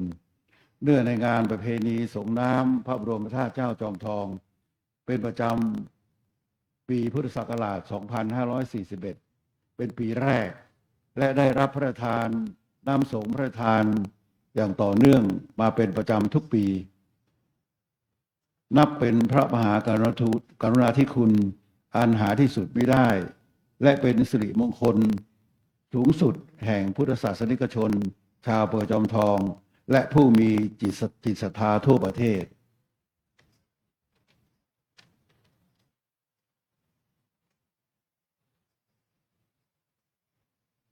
ท่านสุรพลเกียรติชัยกรประธานสภาวัฒนธรรมจังหวัดเชียงใหม่ ได้ให้เกียรติเป็นผู้อ่านประวัติงานประเพณีส่งน้ำและสมโภชพระบรมธาตุเจ้าศรีจอมทองประจำปีพุทธศักราช 2569 แล้วครับ ต่อจากนี้ไปจะเป็นการเปิดงานประเพณีส่งน้ำและสมโภชพระบรมธาตุเจ้าจอมทองงานเดือน 9 การนี้ขอเรียนเชิญท่านประธานในพิธี ท่านณัฐกร ภัทรวนนท์ในอำเภอจอมทอง ได้รับฟังคำกล่าวรายงาน ขอได้เชิญท่านเทียบรับฟังคำกล่าวรายงาน และขอเรียนเชิญผู้กล่าวรายงานในการนี้เรียนเชิญนายธงชัยจันหอมเลขานุการวัดพระธาตุศรีจอมทองวรวิหารฝ่ายคฤหัสถ์ได้กล่าวรายงานต่อประธานในพิธีเป็นลำดับต่อไปขอเรียนเชิญครับ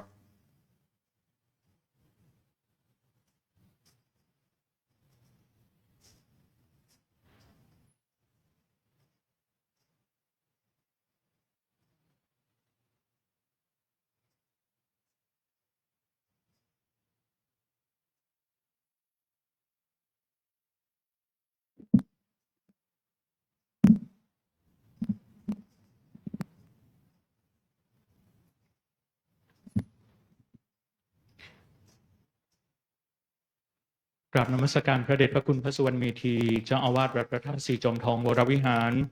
ผู้ช่วยเจ้าอาวาสวัดพระธาตุศรีจอมทองวรวิหารทุกรูปพร้อมทั้งพระเถรานุเถระทุกรูป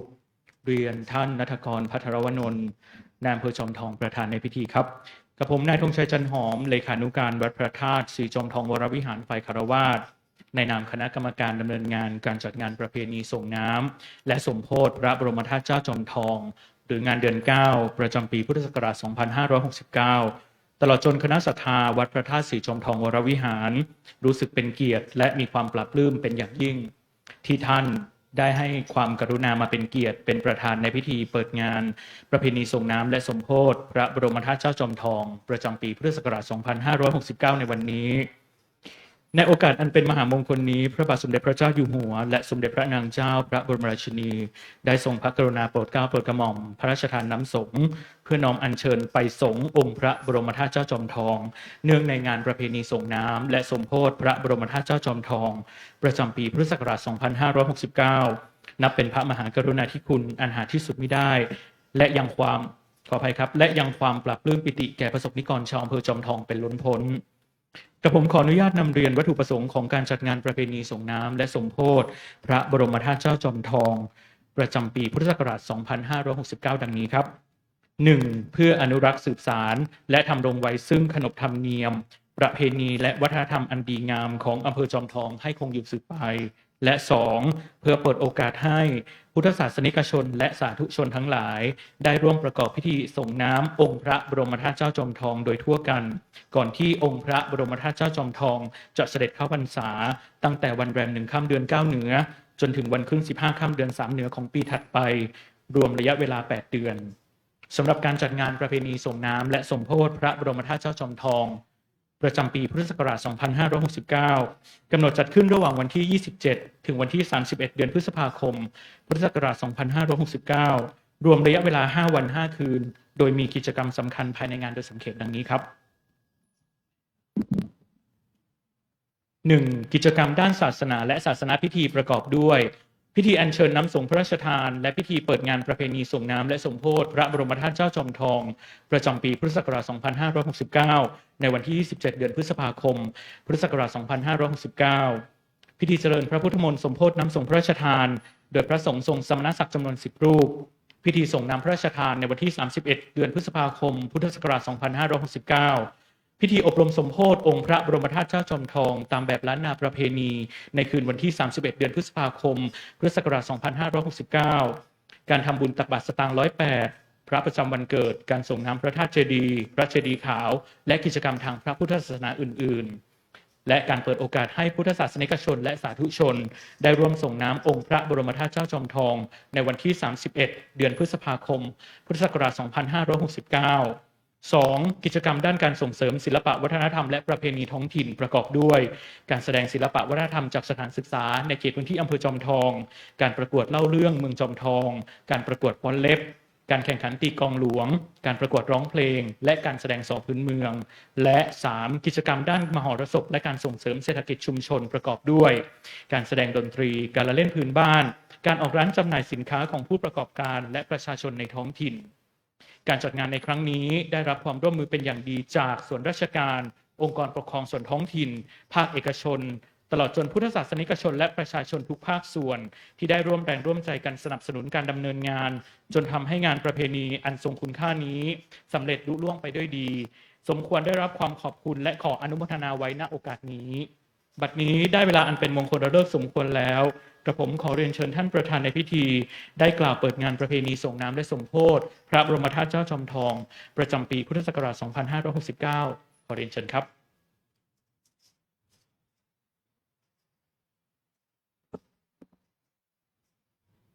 กราบนมัสการพระเดชพระคุณพระสุวรรณเมธี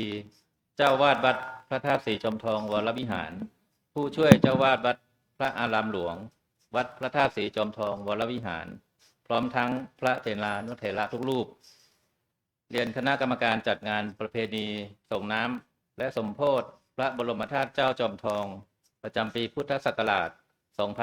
2569 หัวหน้าส่วนราชการทุกส่วน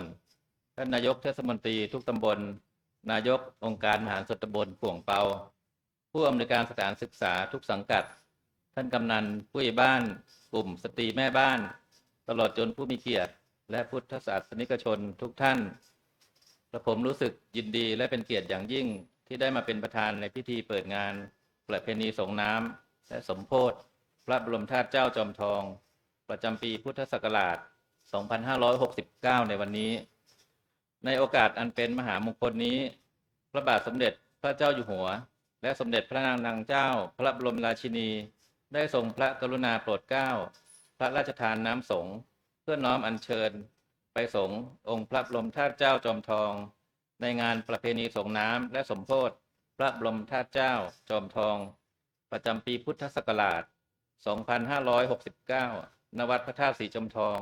วรวิหารนับเป็นพระมหากรุณาธิคุณอันหาที่สุดมิได้และยังความปราบปลื้มปิติแก่พระสงฆ์นิกรชาวอำเภอจอมทองเป็นอย่างยิ่งอีกทั้งยังนับเป็นสิริมงคลสูงสุดแก่พุทธศาสนิกชนทุกท่านที่ได้มีโอกาสร่วมส่งน้ำองค์พระบรมธาตุเจ้าจอมทองในครั้งนี้การจัดงานประเพณีส่งน้ำและสมโภชพระบรมธาตุเจ้าจอมทองในครั้งนี้นอกจากจะเป็นการส่งเสริมพระพุทธศาสนาแล้วยังเป็นการอนุรักษ์และสืบสานศิลปะวัฒนธรรมขนบธรรมเนียมประเพณีอันดีงามของท้องถิ่นล้านนาให้คงอยู่สืบไปแต่ผมขอแสดงความชื่นชมและขอบคุณคณะกรรมการจัดงาน ส่วนราชการ องค์กรปกครองส่วนท้องถิ่น ภาคเอกชน ตลอดจนประชาชนทุกภาคส่วนที่ได้ร่วมแรงร่วมใจกันจัดงานในครั้งนี้จนสำเร็จลุล่วงด้วยดี และหวังเป็นอย่างยิ่งว่าการจัดงานจะดำเนินไปด้วยความเรียบร้อย สมพระเกียรติ และบรรลุตามวัตถุประสงค์ทุกประการ ขออำนาจคุณพระศรีรัตนตรัยและอานุภาพแห่งองค์พระบรมธาตุเจ้าจอมทอง อันเป็นที่เคารพสักการะของพุทธศาสนิกชนทั้งหลาย จงดลบันดาลประทานพรให้ทุกท่านประสบแต่ความสุข ความเจริญ มีสุขภาพพลานามัยสมบูรณ์ และสำลิดผล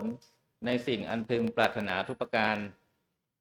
บัดนี้ได้เวลาอันเป็นมงคลเลิกสมควรแล้วกระผมขอเปิดงานประเพณีส่งน้ำและสมโภชพระบรมธาตุเจ้าจอมทอง ประจำปีพุทธศักราช 2569 ณ บัดนี้ ขอบพระคุณท่านนักกรอัครวนนท์ท่านนายอำเภอจอมทอง ได้ให้เกียรติกล่าวเปิดงานสมโภชและส่งน้ำพระบรมธาตุเจ้าจอมทอง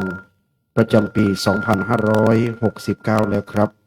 เราจะกราบลาพระรัตนตรัยก่อนเบื้องต้น แล้วหลังจากนั้นจะเป็นการเปิดพิธีการด้านมณฑลพิธีไหว้พระพร้อมกันครับอะระหังสัมมาสัมพุทโธภควาพุทธังภควันตังอภิวาเทมิ สวากขาโตภควตาธัมโมธัมมังนัมมัสสา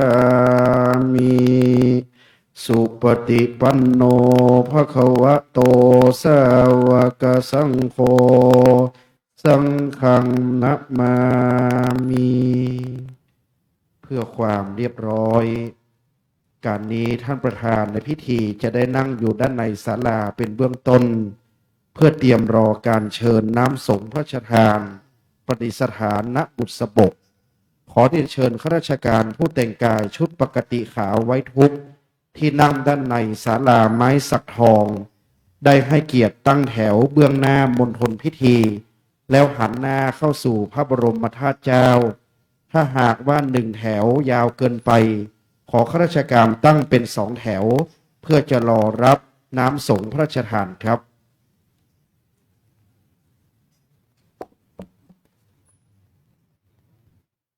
สำหรับพระสงฆ์นั้นขอเมตตาในการเจริญชัยมงคลคาถา ในการเปิดกิจกรรมเปิดงานประเพณีส่งน้ำและสมโภชพระบรมธาตุเจ้าจอมทองในอีกสักครู่หนึ่ง เมื่อท่านประธานเชิญน้ำสงฆ์ขึ้นประดิษฐานบนบุษบก และเราจะมีการถวายความเคารพด้านหน้าพระบรมฉายาลักษณ์ด้วย และจะมีการเปิดโครงการเปิดพิธีการกิจกรรมต่างๆ โดยจะมีการบรรเลงเพลงสรรเสริญพระบารมีในการถวายราชสักการะและมีการบรรเลงเพลงมหาฤกษ์ในการเปิดงานประเพณีตามลำดับครับ ขอข้าราชการได้ยืนแถวด้วยความเรียบร้อยขอเป็นสองแถวก่อนนะครับด้านหน้าของลานพระบรมธาตุเจ้า ที่ได้ประดิษฐานด้านหน้า หากความพร้อมทั้งหมดจึงจะเชิญท่านประธานในพิธีครับ ตอนนี้ขอให้คณะข้าราชการตั้งแถวก่อนครับ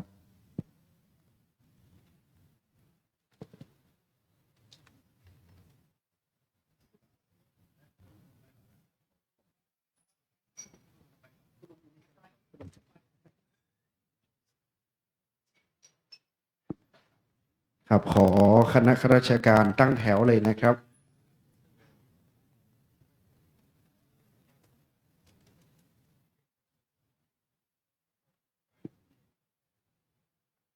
ขอเป็นสองแถวเลยครับ ถ้าเกินสองแถวเป็นสามเป็นสี่ก็ได้ครับ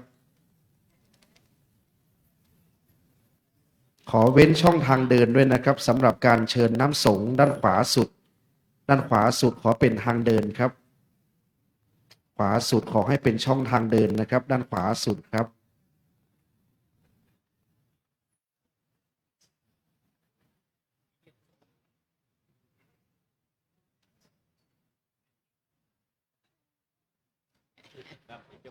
ข้าราชการให้พร้อมเพรียงเรียงกันเป็นระเบียบ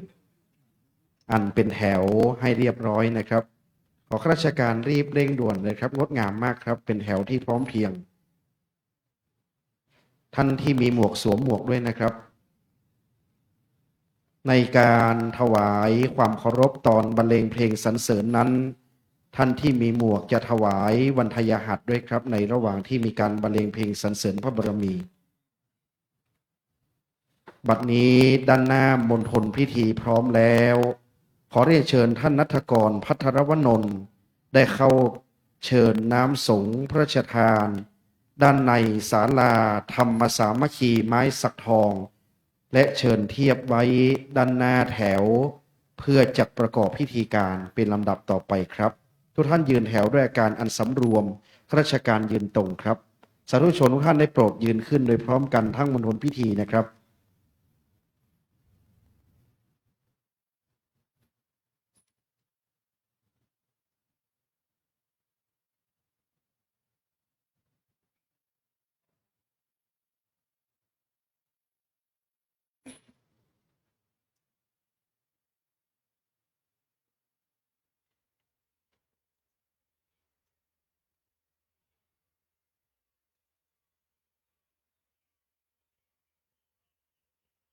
จากนั้นพระประธานจะส่งมอบน้ำสงฆ์พระราชทานแก่คุณพ่อกิจชัยประธานกรรมการวัดพระธาตุศรีจอมทองและขอเรียนเชิญท่านประธานพิธีท่านรัฐกรวัดพระธาตุมนต์เปิดกรวดที่เขียนแผ่กระทงดอกไม้เพื่อหน้าพระบรมฉายาลักษณ์สมเด็จพระเจ้าอยู่หัวและสมเด็จพระนางเจ้าพระบรมราชินีเป็นลำดับต่อไปขอเรียนเชิญท่านครับ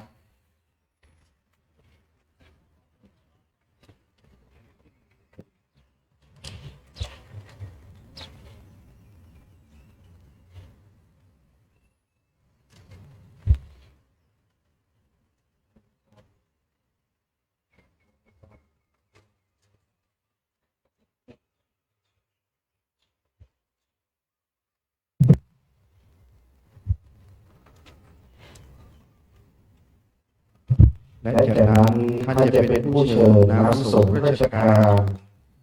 ในการนี้ โดยท่านนั้นจะได้มอบหมายให้แก่นายจักรคำบันแดงนายกเทศมนตรีได้เป็นผู้เชิญขึ้นประดิษฐานมหามณฑลจำลองด้านหน้าพระบรมธาตุครับ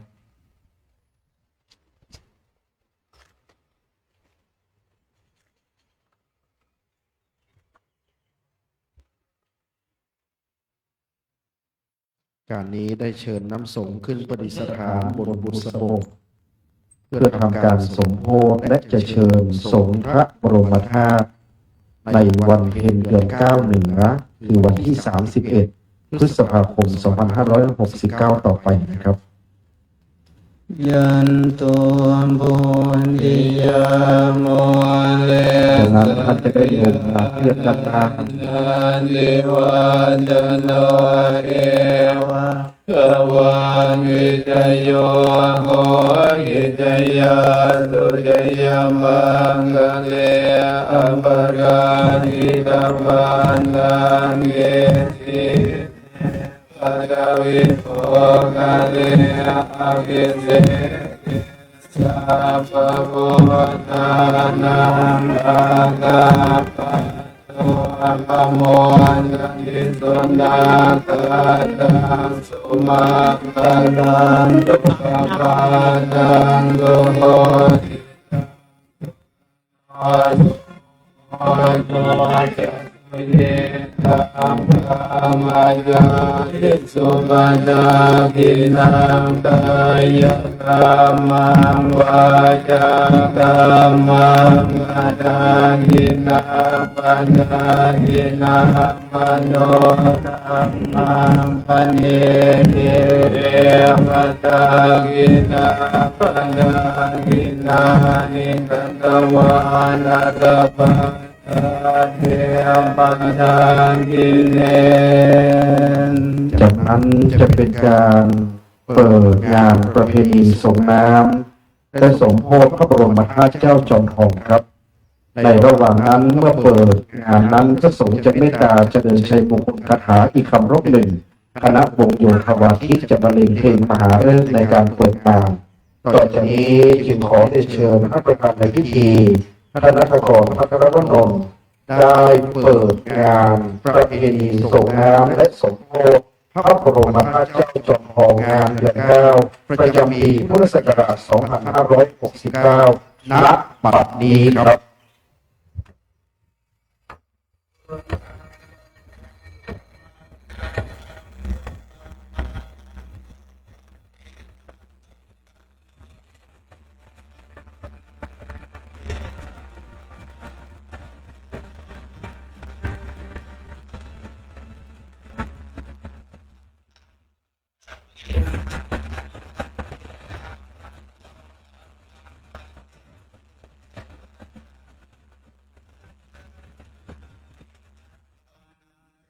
มันดันเดวันทักขิน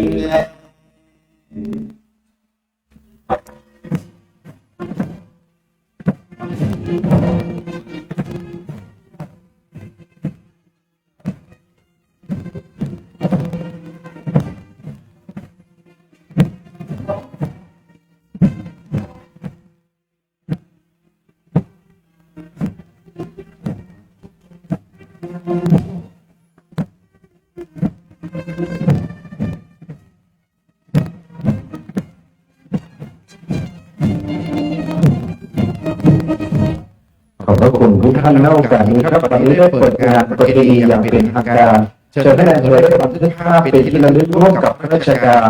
ด้านหน้าของเวทีการแสดงเวทีประเพณีส่งน้ำพระบรมราชเจ้าจอมทองเชิญท่านได้ร่วมบันทึกภาพเป็นที่ระลึกบัดนี้ถือได้เป็นการเริ่มต้นประเพณีอย่างเป็นทางการจนถึงวันที่ 31 ในวันเดือน9 เพ็ญในการส่งน้ำและมีการแสดงทุกวันเชิญทุกท่านได้ร่วมในงานประเพณีณโอกาสนี้ขอบพระคุณทุกท่านครับ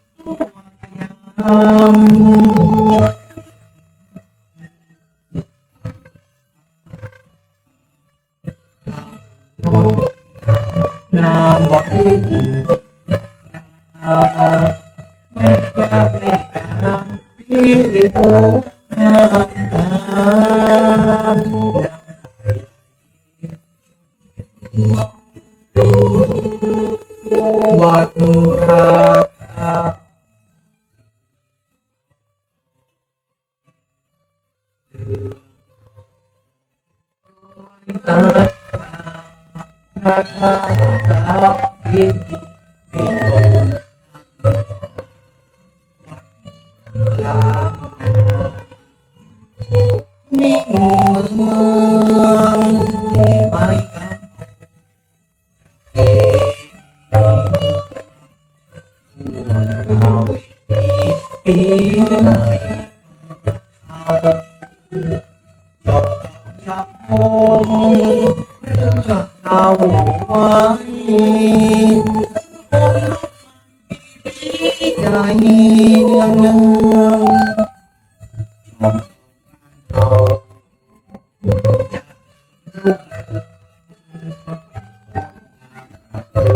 ดังตะวันแจ่มจ้า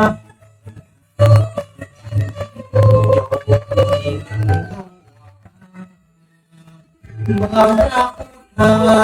พระธาตุเจ้าโอสีจอมทอง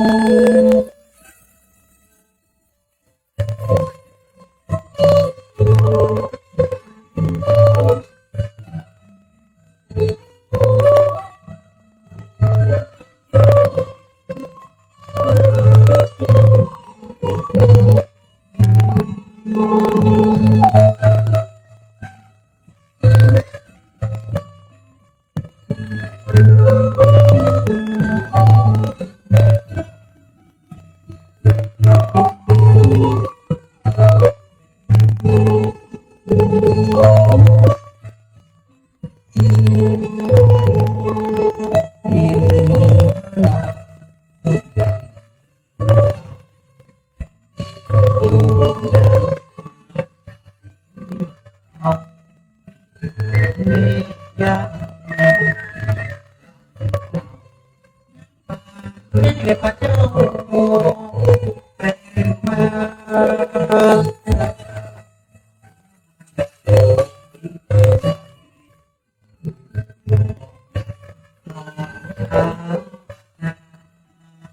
เรียกกรรมา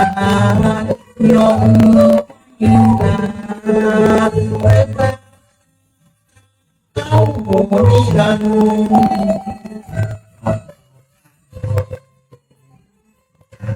ลูกดังตะวันแจ่มจ้า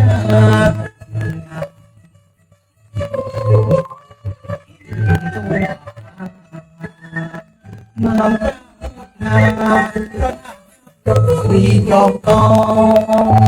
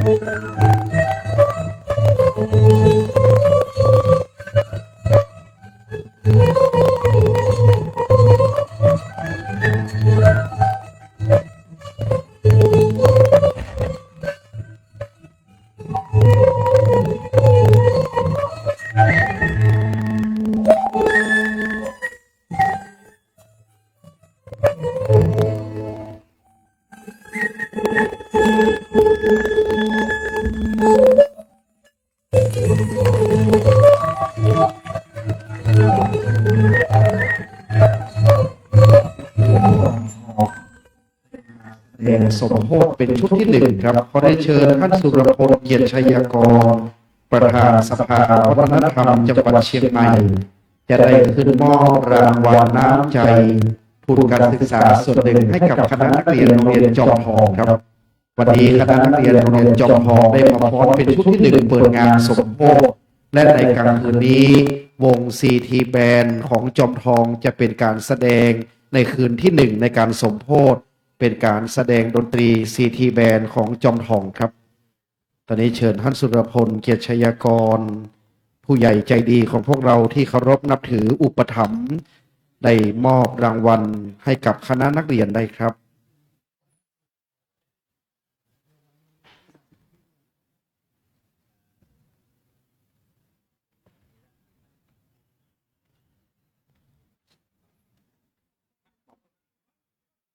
ขอเสียงปรบมือให้กับท่านสุรพลและคณะนักเรียนครับขอบพระคุณทุกท่านครับมาณโอกาสนี้นะครับ วันนี้การแสดงชุดต่างๆ ก็จะได้สับเปลี่ยนหมุนเวียนกันขึ้นแสดง และCTแบรนด์จอมทองก็จะได้ตามการบรรเลงในคืนนี้ด้วยในคืนที่ 1เชิญทุกท่านตามอัธยาศัยเลยนะครับเราจะพบกันกรรมในวันเดือนเก้าเพ็งขอขอบพระคุณทุกท่านในโอกาสนี้ครับขอบคุณข้าราชการทุกส่วนขอบคุณวงโยธวาทิตโรงเรียนจอมทองด้วยนะครับได้ให้เกียรติมาบรรเลงนำขบวนในวันนี้ขอบคุณคณะกรรมการวัดพระธาตุโดยการนำคุณพ่อกิจจายอาจารย์ธงชัยและคณะกรรมการทุกส่วนคณะแม่หลวงคณะกรรมการวัดเฮาทุกท่านเลยครับที่ได้ร่วมกันปฏิบัติขอบพระคุณคณะแม่ชีผู้ปฏิบัติธรรมสถาวัดพระธาตุแม่หลวงหนูเขาตัวเนอร์กูคนคณะทุกท่านทุกคนเลยนะครับได้ปฏิบัติกันเรียบร้อยงดงามคืนที่ 1ปลอดภัยไม่มีฝนอากาศปลอดโปร่งโล่งสบายขอบคุณวงโยนะลูกเนอวันนี้วงโยได้เดินขบวนขอบคุณท่านนายอำเภอครับได้คือเกียรติขอบคุณข้าราชการทหารตำรวจท้องถิ่นท้องที่คณะผู้อำนวยการโรงเรียนคณะครูนะครับขอบคุณทุกท่านเลยนะครับเทศบาลตึงตำบลบ้านหลวงตึงดอยแก้วตึงทุกตำบลเลยครับห่วงเปามาช่วยกันหลายตำบลเดินทางกลับโดยสวัสดิภาพแฮมเบิร์ดมาแอลงานแฮมเนอร์ครับขอบคุณครับเมื่อคืนนี้CTแบรนด์จอมตองวันพุธนี่เดิมเพิ่มหนึ่ง